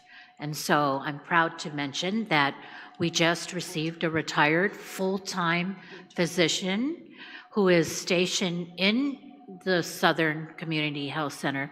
And really, we just need to drum up the business in the sense that, there's always been this mindset that the community health centers, north or south, are for the just the indigent, the low income, those on Medicaid or MIP. And the realities are a community health center receives all insurances. I know a lot of folks who are in the Gov Guam insurance, this woman to my right, who her primary care, her clinic is the Northern Clinic. She doesn't need to go anywhere else. She lives in Telo and she accesses the doctors in the Northern Clinic. So a lot of it has to do with the availability of physicians, the use of the Southern Clinic.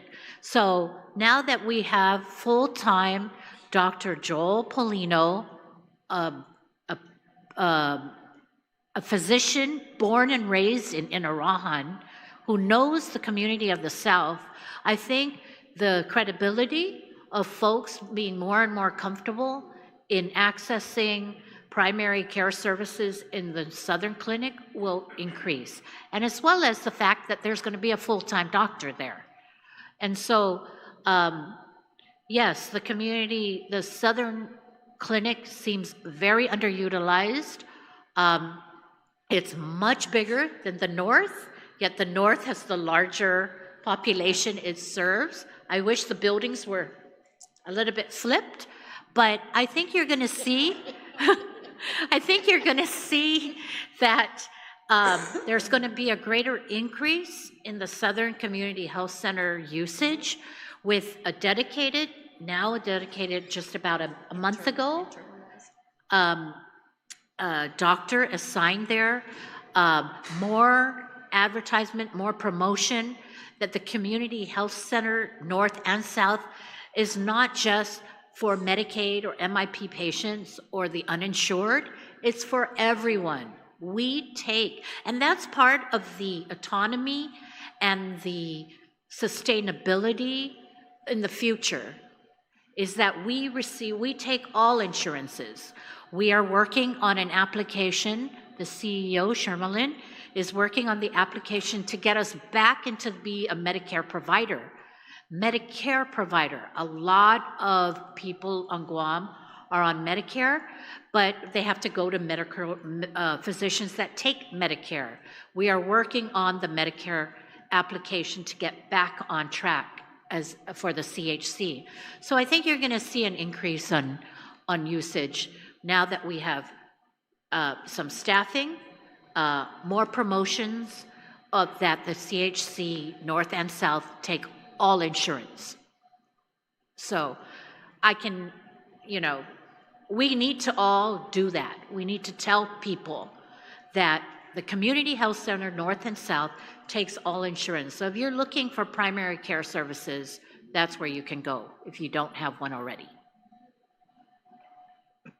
Thank you, Director Arreola. I'll open it up for questions. Senator Barnett.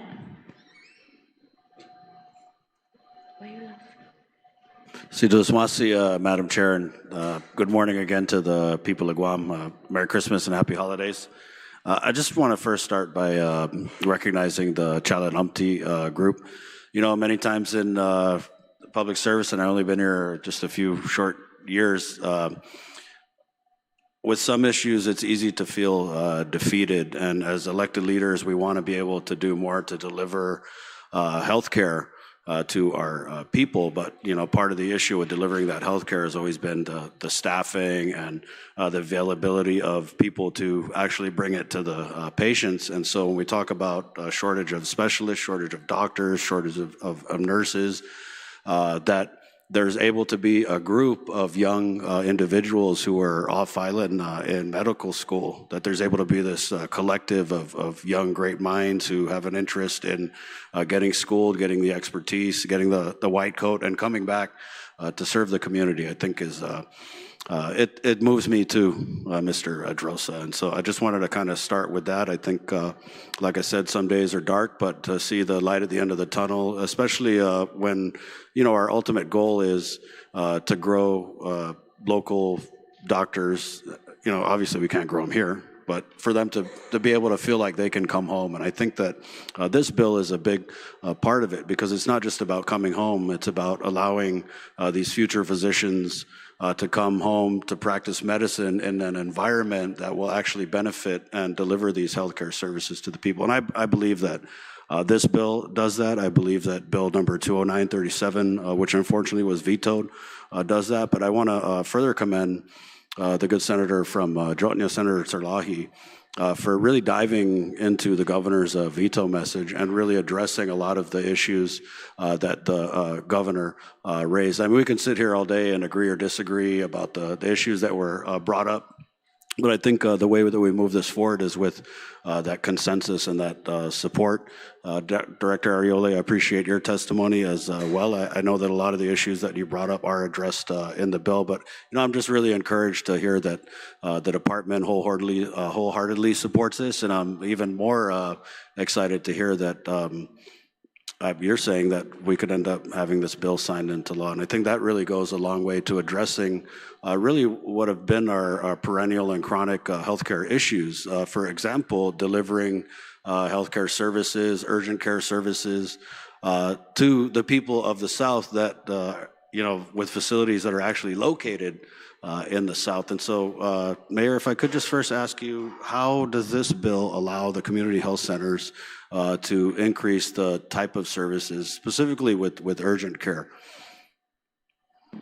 Well, what happens is with urgent care, we found out through our partnership with other community health centers that because of the distance to the nearest emergency room, emergency department, there is justification in that sense where we can have, but we would need funding to do that. And Senator Sabrina, you were at the health center. We showed you what we had and the capability of opening up 2 bays should we need to stabilize a patient for urgent care and then transport.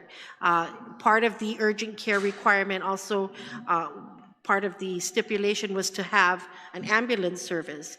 But if we have a memo of agreement or understanding between the community health centers and the Guam Fire Department, who is across the street with an ambulance, we can use their services to do the transport once a patient is stabilized. But there is justification because of the distance to the nearest emergency department. Thank you very much for that, Mayor. And that, again, is one of the reasons why I've supported all the bills relative to the Department of Public Health, to include the reopening of the Mangilao facility.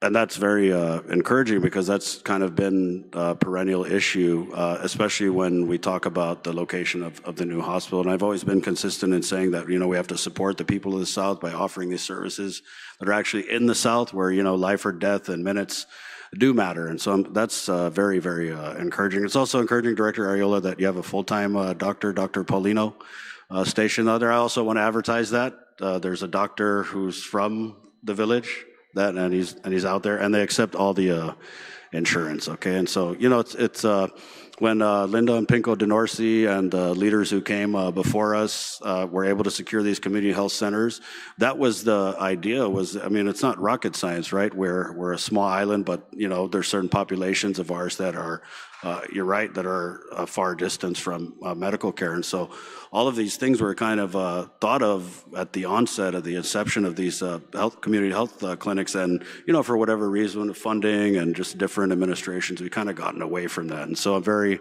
again, happy that we're all kind of moving in concert in the same direction, and I'm really hoping that we can get this bill passed. I hope it doesn't take 6 years, but I understand that we have to move with caution and, being mindful that there's a lot of risk, but hey, no risk, no reward. So I'm just it's like an early Christmas present to hear that this measure is supported, and I'm very hopeful for its eventual passage and its eventual signing into law. And I want to thank again Chalan Amti for lending your voices to this discussion. Mr. Drosa, thank you again for testifying. Director Ariola Sidusmasi, Mayor Mel, and Mr. Babastro, it's good to see you this morning. So Merry Christmas to the panel. Sidusmasi, Madam Chair. Senator Gumatauta. Yes, thank you, Madam Chair, and thank you for the panel for being with us this afternoon.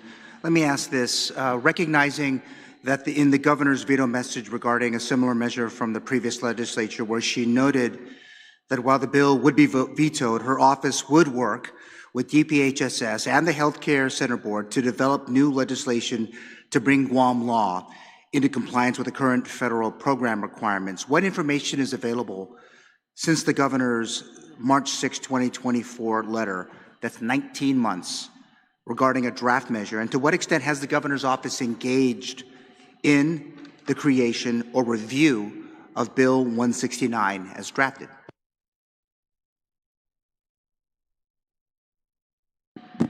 Well, we have the director of the Department of Public Health who is sitting next to us.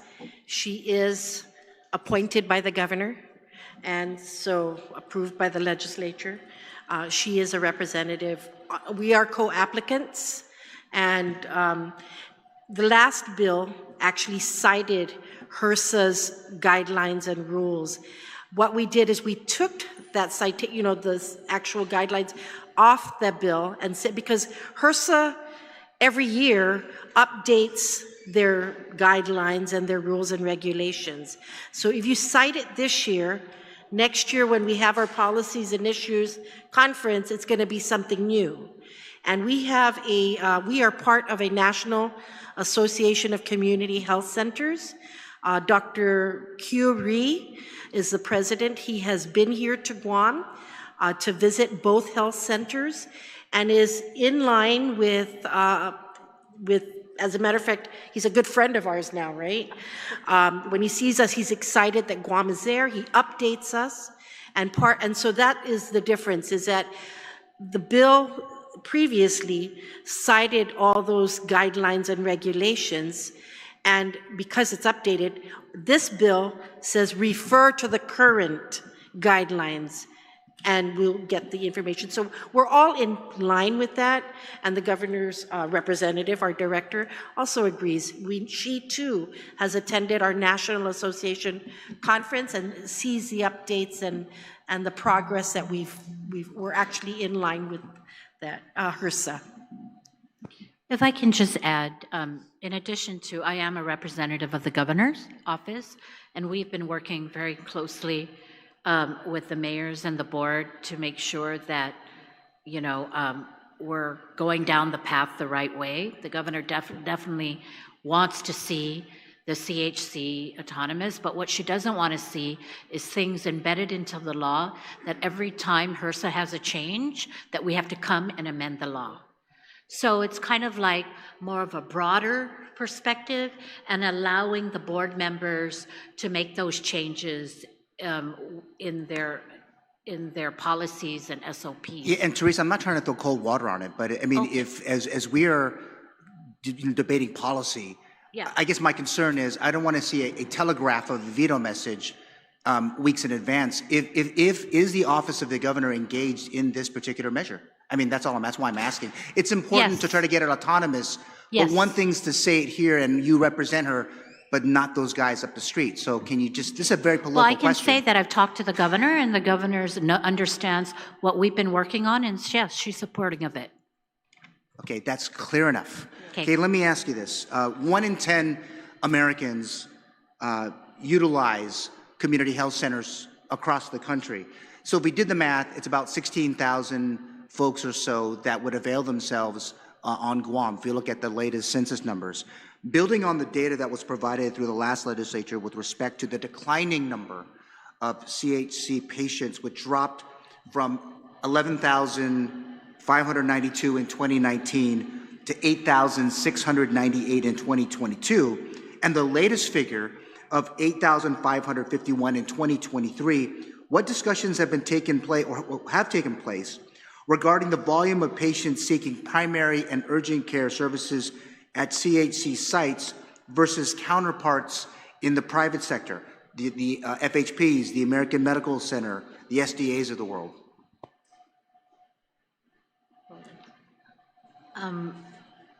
You're concerned about the decrease in the use? Is that the question?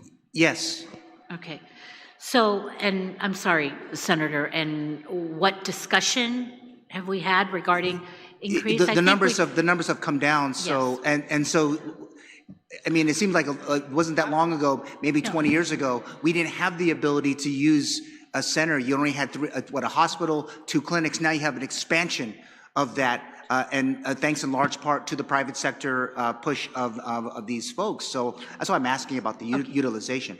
So I think a lot has to do with promotion. Again, there has not been a real understanding in the community that the community health centers is a primary health clinic like any other private clinic out there. Right. I mean, and I didn't it wasn't know lost that. on me earlier. You said you guys take all insurance. That's why I'm asking. And so that's where we take all insurance, but I didn't even know that the community health center took all insurance 2 years ago. And I'm sure people watching, some of them didn't even know, because there's this mindset for whatever reason, I don't know what reason, I never knew I could access the community health clinic myself. So I think it has a lot to do with promoting that what the community health clinics are or who they're open to, and that's really everybody. I think that was a concern of decrease. Another concern is the number of physicians that the community health centers had. Nobody, you know, people on Guam, especially the Manamco, they want to see a doctor. Some of them are still kind of weary about a physician assistant or things like that. They want to see the doctor. So I think a decrease was because we didn't have a permanent doctor assigned to the South.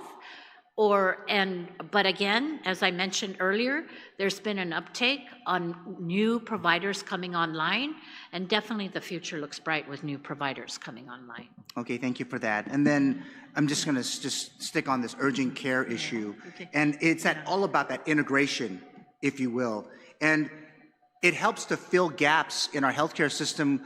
Quite honestly, I mean, I take umbrage with the idea that you want to, we're not moving it around anywhere, trust me, because it's a fantastic facility that's just underutilized.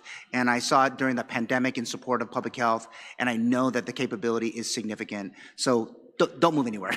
But with that said, it really does provide a safety net if we ever need one. And it is that front door to healthcare that I think that these young doctors that are also, or potential doctors, are looking for us to expand, and that's why they're here supporting. But going back to this idea of urgent care, it's being done across the country. If this thing does push forward, can we perhaps see this urgent care utilization, or I guess urgent care to expand at our public health centers? Okay, yeah, I can go ahead. Yes, we could expand with the assistance with funding, because we're a primary healthcare facility, but if we because we could justify it, as I explained earlier, we could justify the need to open an urgent care facility in the South because of our distance to the nearest emergency department. Well, I wasn't going to focus on the South primarily. No, I was looking at all of our community health centers. The North, you have an urgent care facility, an emergency room less than a mile away, right? So the ambulance or emergency room, emergency department is there. We wouldn't necessarily open a urgent care facility in the North, but we would definitely do it for the South. And Senator, to get back to your question about what has prevented us from increasing our patient care, I was explaining to the ZOAMTI group or Chalanamti group, that before from April to August, we had an influx of patients coming in with insurance as well, regular insurance, to get their physical exams for school and their immunizations, right? Our setback, what we've had problems with is a procurement process. We've had requisitions at GSA for maybe over a year. It even lapsed. We had to liquidate the funding last year because we were not able to get our vaccines for regular patients. What happens is we have immunizations for those that are on MIP, Medicaid, and uninsured. But when we get patients that come in, so when they come in for the physicals, those on MIP, Medicaid, and those uninsured come in for their physical exams, they can get their immunizations, because those are the immunizations and vaccines that we have for those patients. But when you have patients coming in who are on select care, stay well, FHP, we can't use those vaccines. You know, it's a separate funding source. And so, like Dr. Bob would say, I'm not going to do a physical and then tell them to go to SDA to get their shots. They're just going to go to a place where they can get one-stop service for all, right? So those patients we lost in that April to August gap where we do those types of services, because, you know, they would go to a parent who has 3 kids that need to get their updated immunizations for school, are going to go to a one-stop facility. And we weren't able to do that because of procurement, our supplies and medication that we were stuck in procurement. Thank you. So that's why with this, it gives us the financial flexibility to have that come under our care as an autonomous agency. All right, thank you, Mayor. I have one last question, Madam Chair. I think it was in the PDN, May 6th, which reported a receipt of public health of a $6 million health resources and services administration service area competition grant to expand access to primary care and preventative services for underserved populations. What efforts are being made to apply some of those resources from the HRSA grant towards increasing primary and preventative care and hopefully relieve some of the pressure off of GMH and GRMC and their ER departments? Well, we were granted, we have a 3-year SAC grant, which is a service area grant, competition grant, and we have a 3-year which expires in 2028. And so it's still competitive, but we were awarded that just last year. So, you know, we're good for 3 years. If this, you know, we know that this is going to pass. We pray that it's going to pass, right? You're going to give us a good Christmas present. Well, the governor. We're not in a session after the year. Christmas is in January to Telo. What will happen is when the 3 years, before the 3 years is up, we'll apply under the autonomous agency. And it's competitive, but as long as we're doing our job, taking care of our people as primary healthcare facility, with providers that come to us, we would be able to increase those numbers. Oh, thank you so much, Mayor. And thank you for the panel. You had one thing to say. I'm sorry, go please. Senator Dumatasa, if I may, just comment on the matter of utilization. I think it's been clearly stated that procurement and hiring were absolutely pragmatic limitations that may have driven down utilization of the community health centers, but I think it cannot be understated that there are very valid reasons why patients may not be actively seeking healthcare on their own and may get to a point where they have chronic conditions they're unaware of that, you know, snowball into a place where they go to the hospital.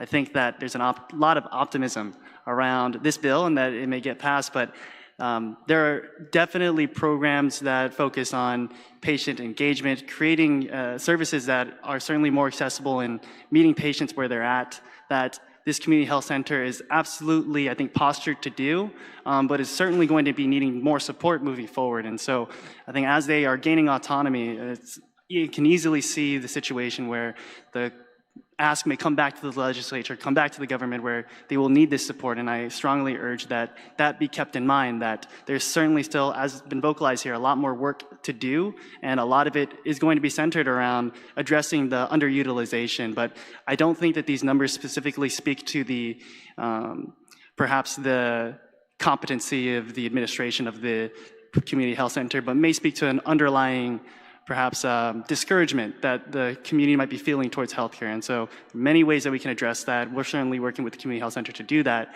but please consider that as you move along in passing. No, and for consideration, I've always felt that government can't be all things to all people.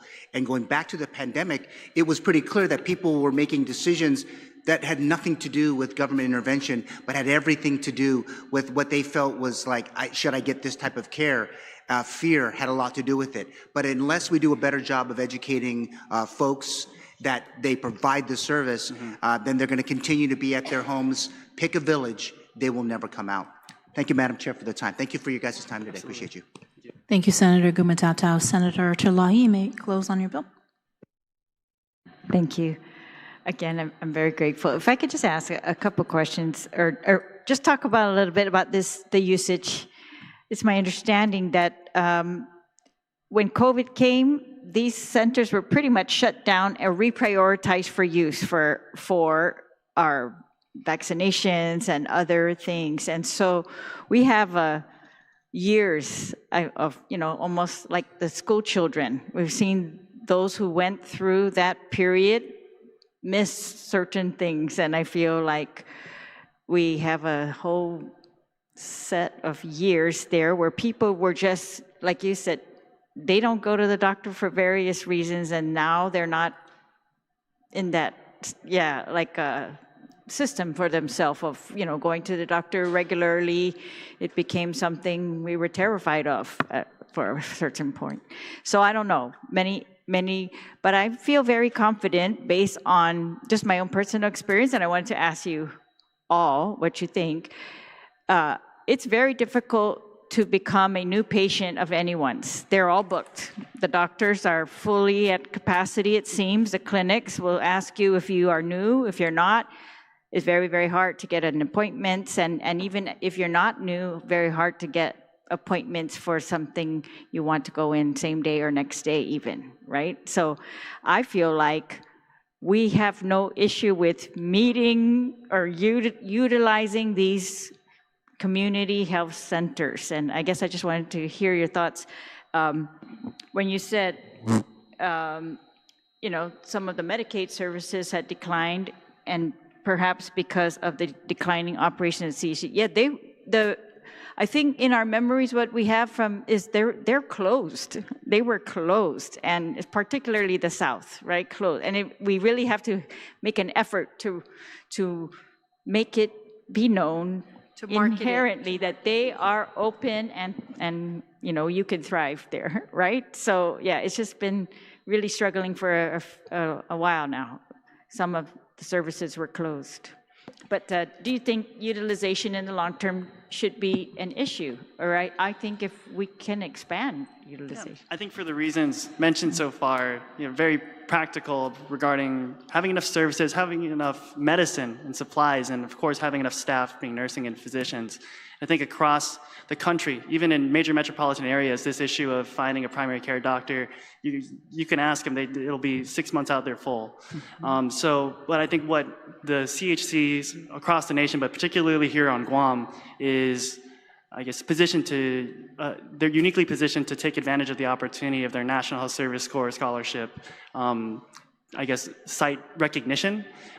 There are other places on island that have, I guess, accomplished getting this designation, but as a federally qualified health center, they have the highest HIPSA score is what it's called. And I'm a National Health Service Corps scholarship recipient as well, and I can tell you that when you ask the program coordinators about this, what are my options for going to, satisfying my service requirement, it often comes down to that score. And so they have one of the highest scores available.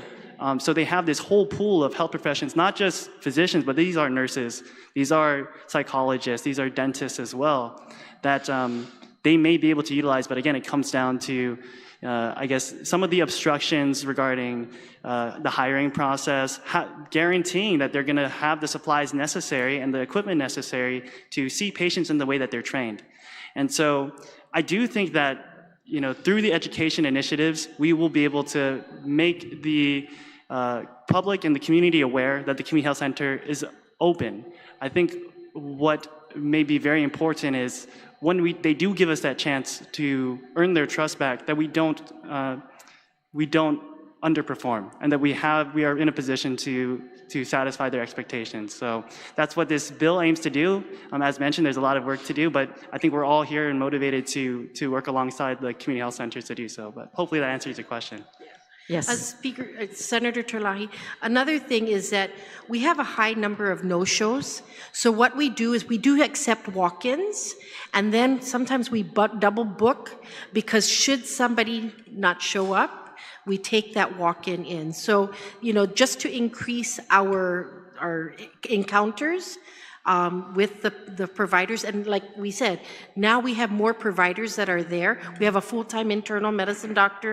Dr. Polino is at the South 4 days a week, so he can see adults. Before we had just pediatrics.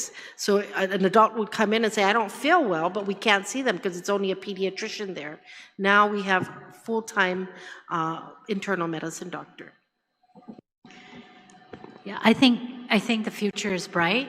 I think the more of us that continue to tell people we meet that the community health center is a primary health center that is open and accepts all insurances, I think will change the mindset.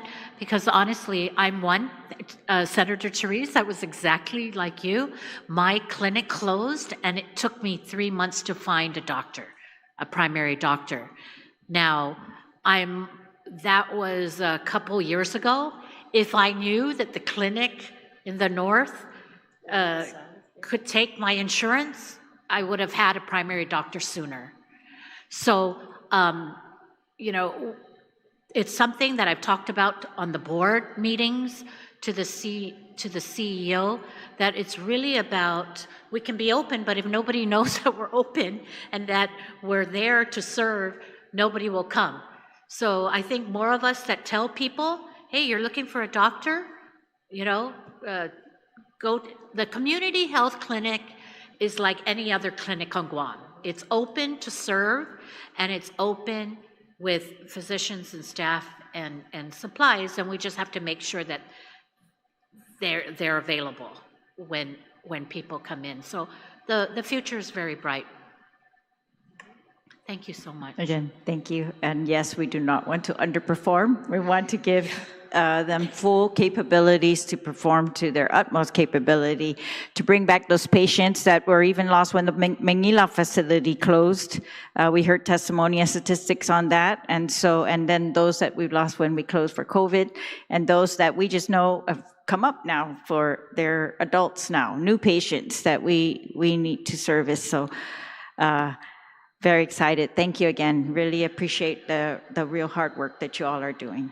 Yes, yes, Senator Terlaje. And on another note, in my testimony, I did ask that on page 18 of the bill, where tax garnishment for those that owe to the health centers, you want that? Yes, we want that added back into the bill.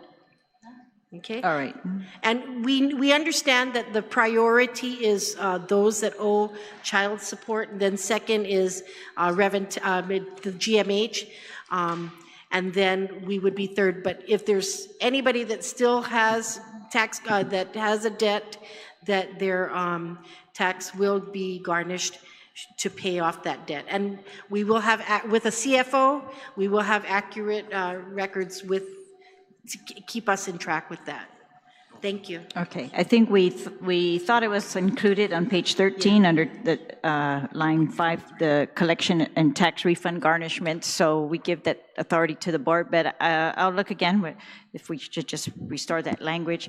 And I appreciate the language from the director regarding protection of the funds for this interim period so that they're not used anywhere else.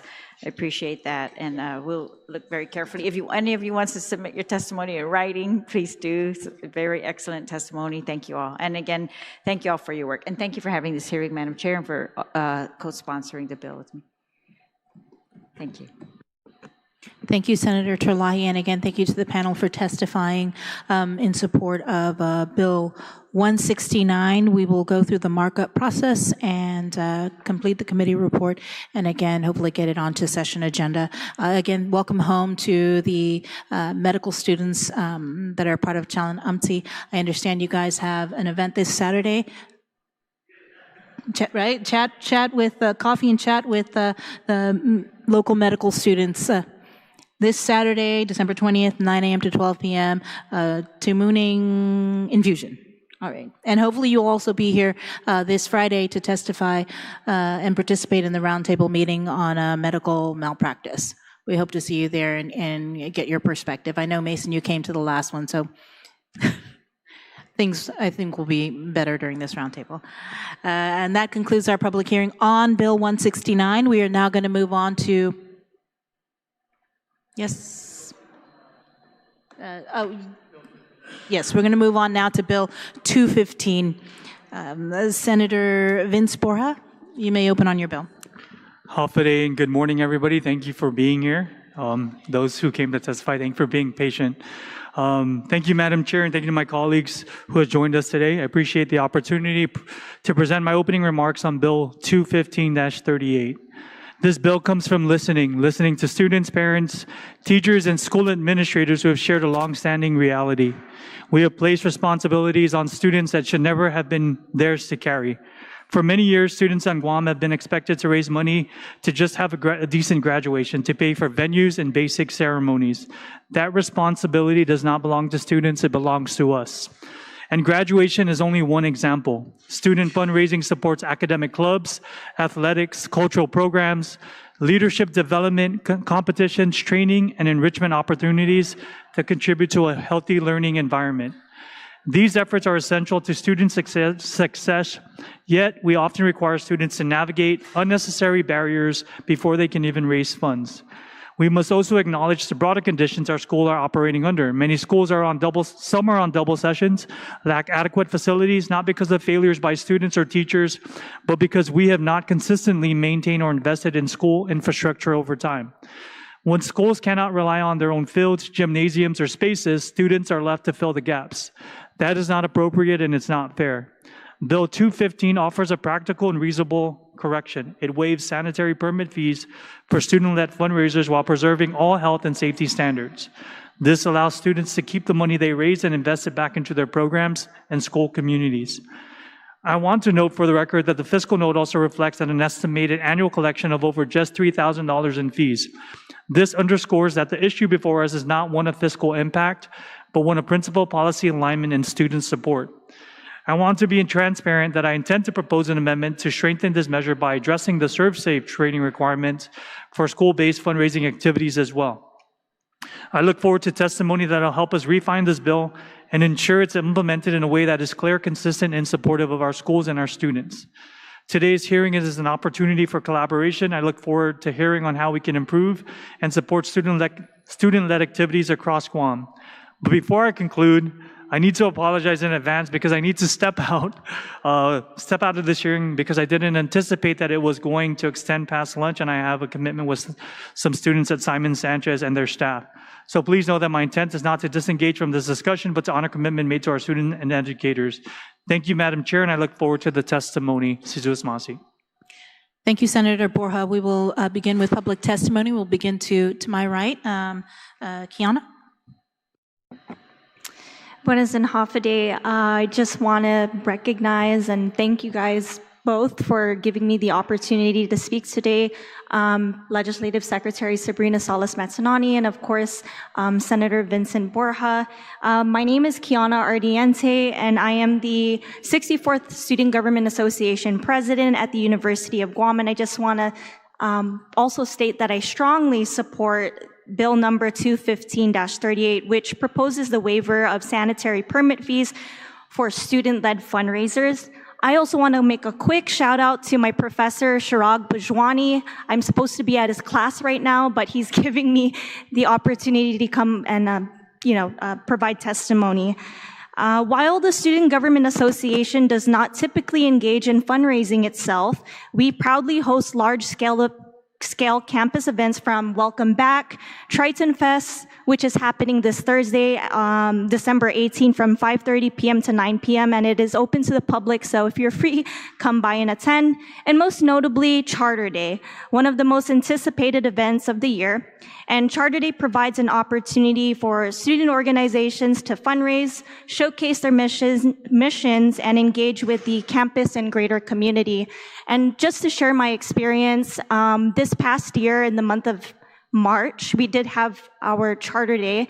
And as SGA, right, our role here is to advocate on behalf of the student body, and we never aim to charge any of our students who wish to attend our events or to fundraise at our events.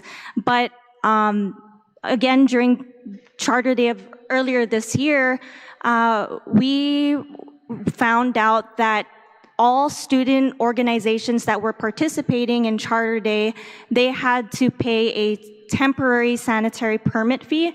And again, I want to go back to the fact that we never want to charge our students. So what SGA had to do at the time was pay for those temporary sanitary permit fees for all of the student orgs participating, and many of them, there were a lot of them. So student leaders already shoulder big financial responsibility when organizing fundraisers. They personally and collectively invest in supplies, materials, and logistics in order to operate successful events. On top of these costs, student organizations are required to pay a temporary sanitary permit fee of approximately $50 to $100. I might be wrong, please correct me if I am, which can be a burden particularly for smaller or newer organizations with limited budgets. It is also important to recognize that student organizations do not fundraise solely for internal purposes.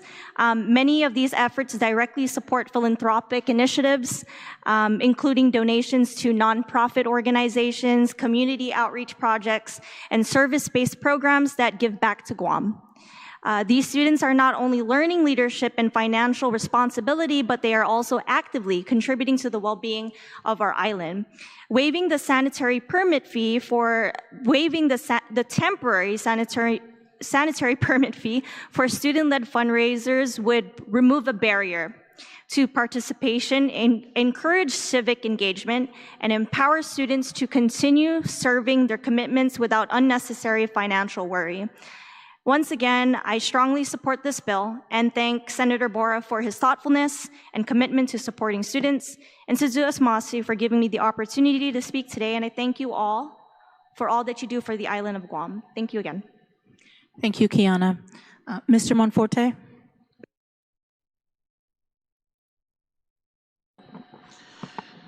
Yes, I'm Sean Monforte from DOE, Food Nutrition Service Management Division. I am in support of this bill. I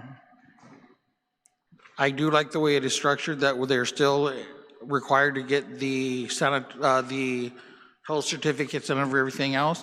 What for the schools, though, they need, I think they should put some verbiage in there for DOE schools that they need to follow the CFR regulations on what they sell during the school hours, because that could jeopardize the school food programs.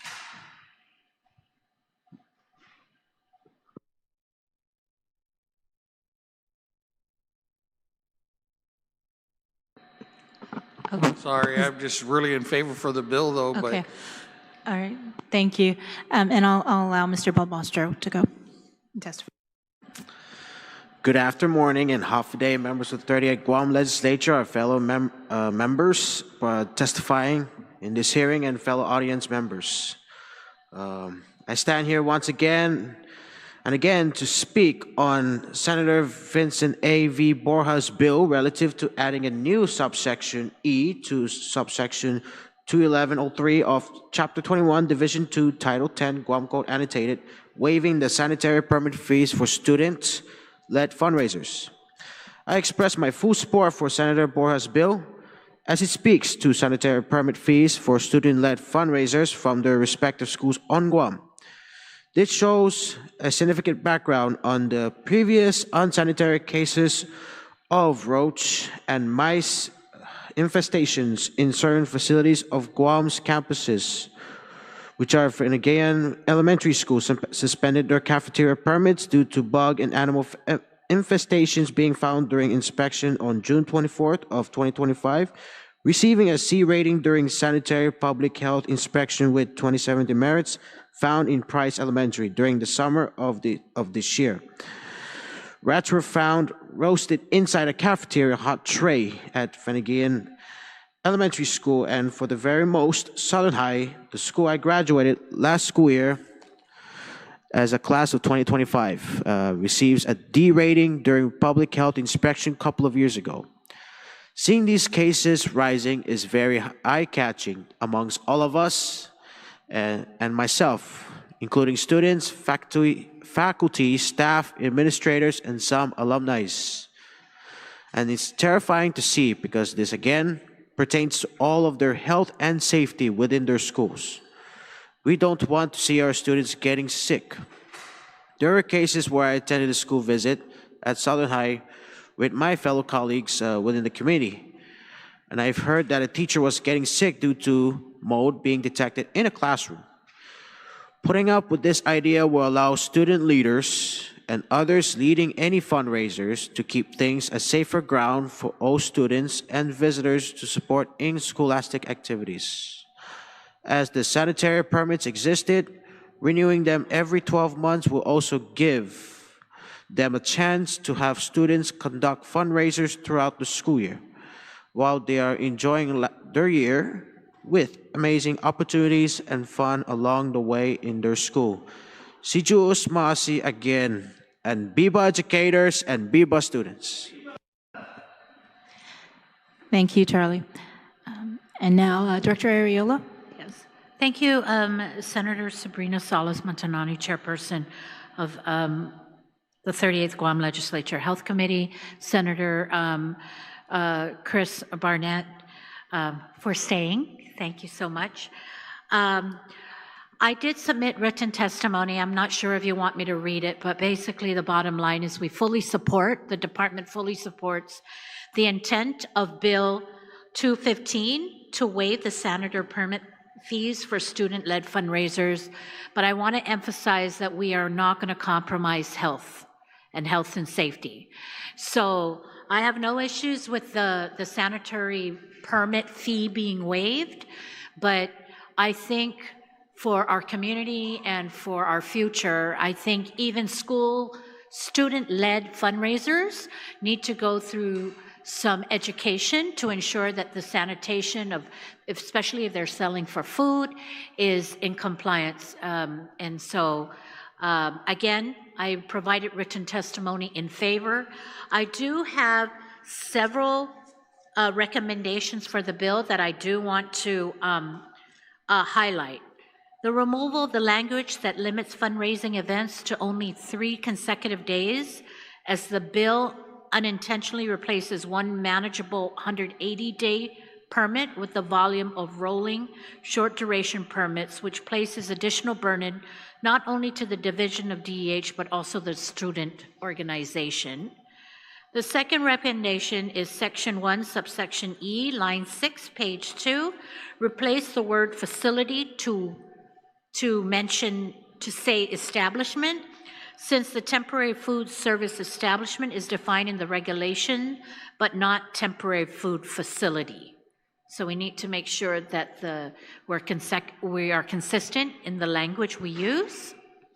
And thirdly, the recommendation we have is in Section 1, Subsection E, 3, lines 15 to 17, page 2, delete the need for public health need to adopt rules and regulations within 90 days of the enactment, since if this passes into law, then law trumps any rules and regulations. So that's not a necessary task for the department. And so those are the recommendation, but for the record, we support the waiving of the fee, we support students' entrepreneurship, but we do not support the lessening of any safety, health and safety standard. Thank you, Director. Thank you so much, and Merry Christmas. Thank you, Director Areola. We will certainly provide these to the bill's author and also incorporate them into the marked up version of this legislation. And I think for the public that's watching today's public hearing that this bill really is just about waiving the fee. It does not waive sanitation standards. So Senator Barnett, do you have any questions? So just masi, Madam Chair, for the opportunity to speak. I support the bill as well. And Director Areola, again, just to be clear, the bill as written only waives the fees for the permit. It does not waive safety, does not waive sanitation. Okay, yeah, thank you. That's why we don't need to come up with the rules and regs, because we've already got very stringent rules and regs. I might know a little bit about these public health rules and regs, and so I just wanted to ask this for a little background. How many, do you know offhand, how many permits are issued to the Guam Department of Education schools? Yeah, for these student-led activities? Do we have that data? Sorry, that's the only question, Madam Chair. I mean, what, I think I heard $3,000 for school organizations? Yeah, just like the, how many permits you issue. So we have about 9 schools that have submitted 9 schools that have submitted for this year. Okay. And then what? Yes, and they pretty much all expire next year. Right. And then for this school year, 14. Now, hopefully, I mean, there's many more schools than 14 and 9. And so hopefully the waiving of the fee was the deciding factor. If the waiving of the fee is going to increase their entrepreneurship, then we expect these to be right, and that's been the issue, right, Director Areola, is when you hear from these student groups, they might be fundraising for an off-island trip, and if they raise $1,000, what we're hearing back here at the legislature is they have to take out $300, or, you know, we hear different things. Sometimes we hear 300, 600, 1,000. That's what I thought was interesting about your testimony, was apparently these permits can cover different activities over a 180-day period. Am I correct on that? Yeah, if I can ask Leilani from DEH, maybe she can add to regarding the fee and the different fee structures. Okay.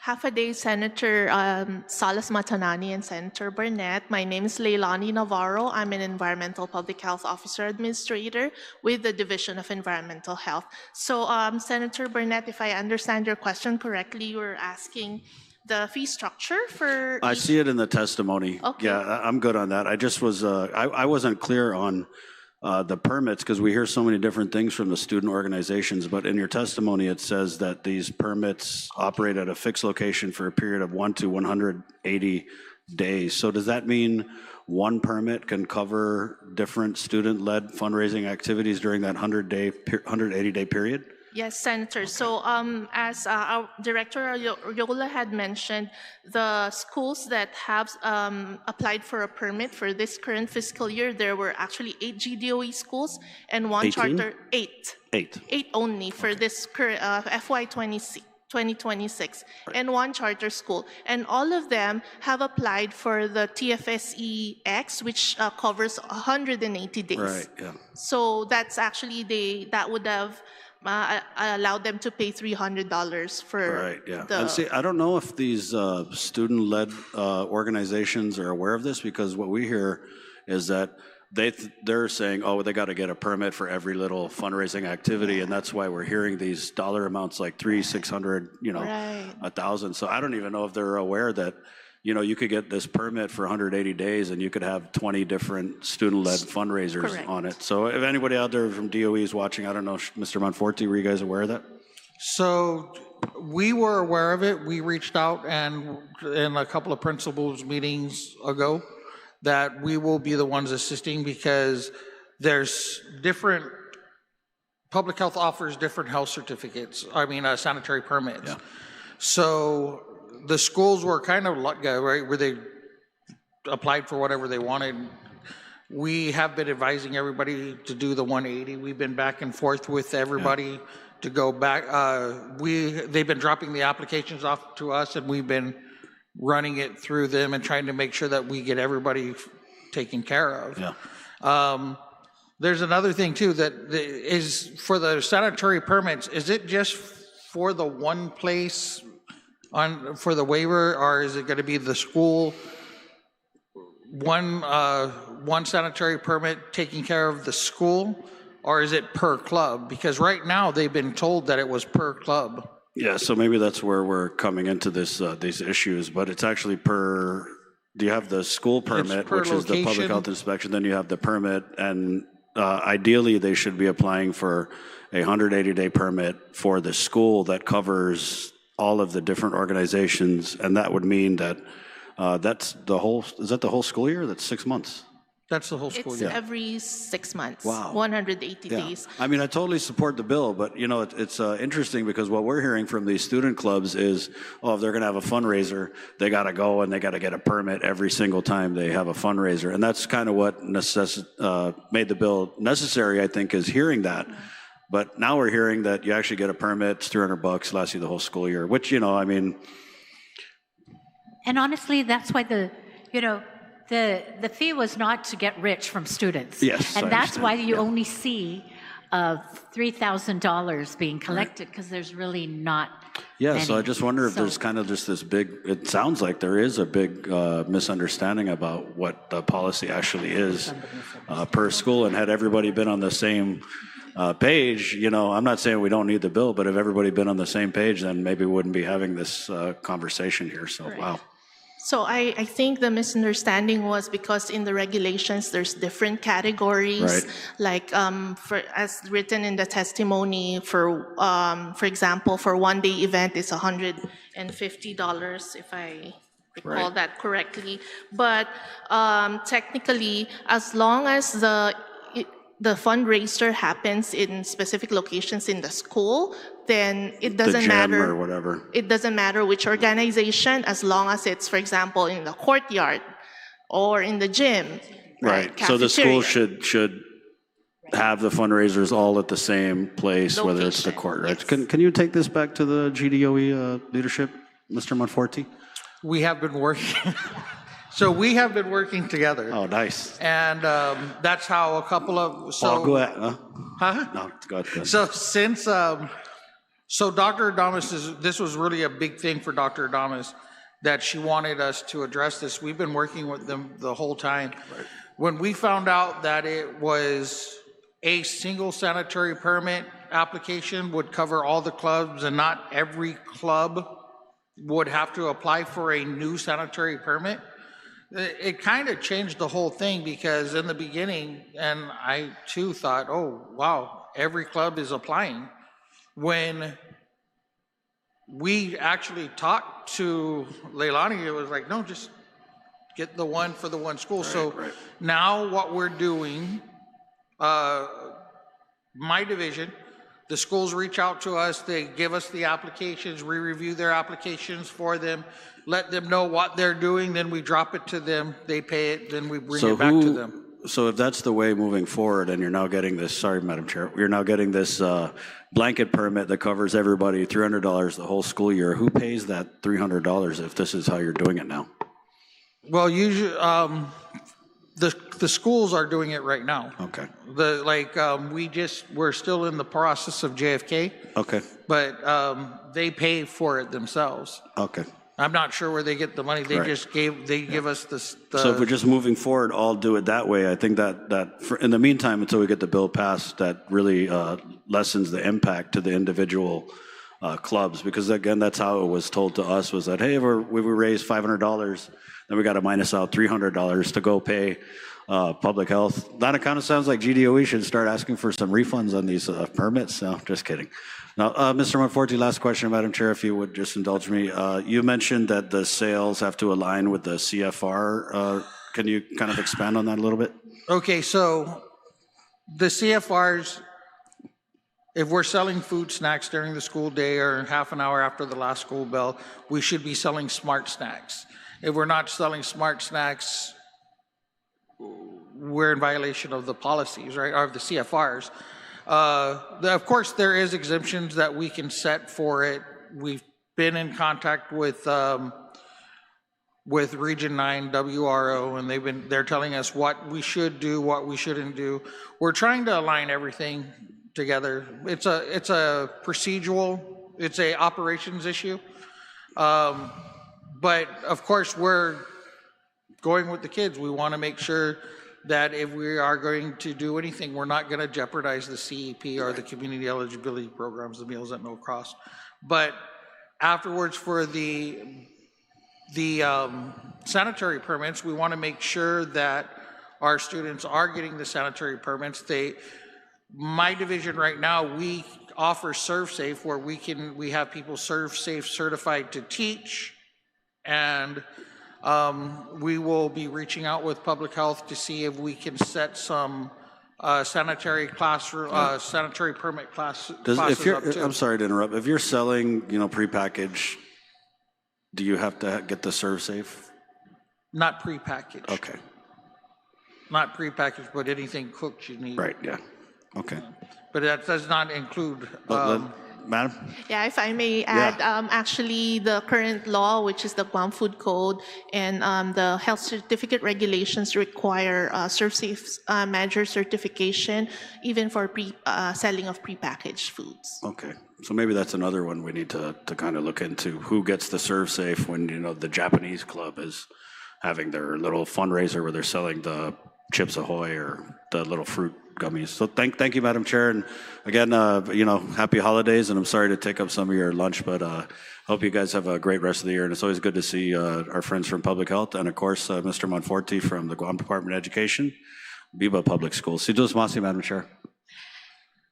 Thank you, Senator Barnett, and thank you to the panel for taking their time to come out today. Charlie, Ms. Navarro, Director Areola, and Mr. Monforte. May the force be with you. And Merry Christmas, everybody.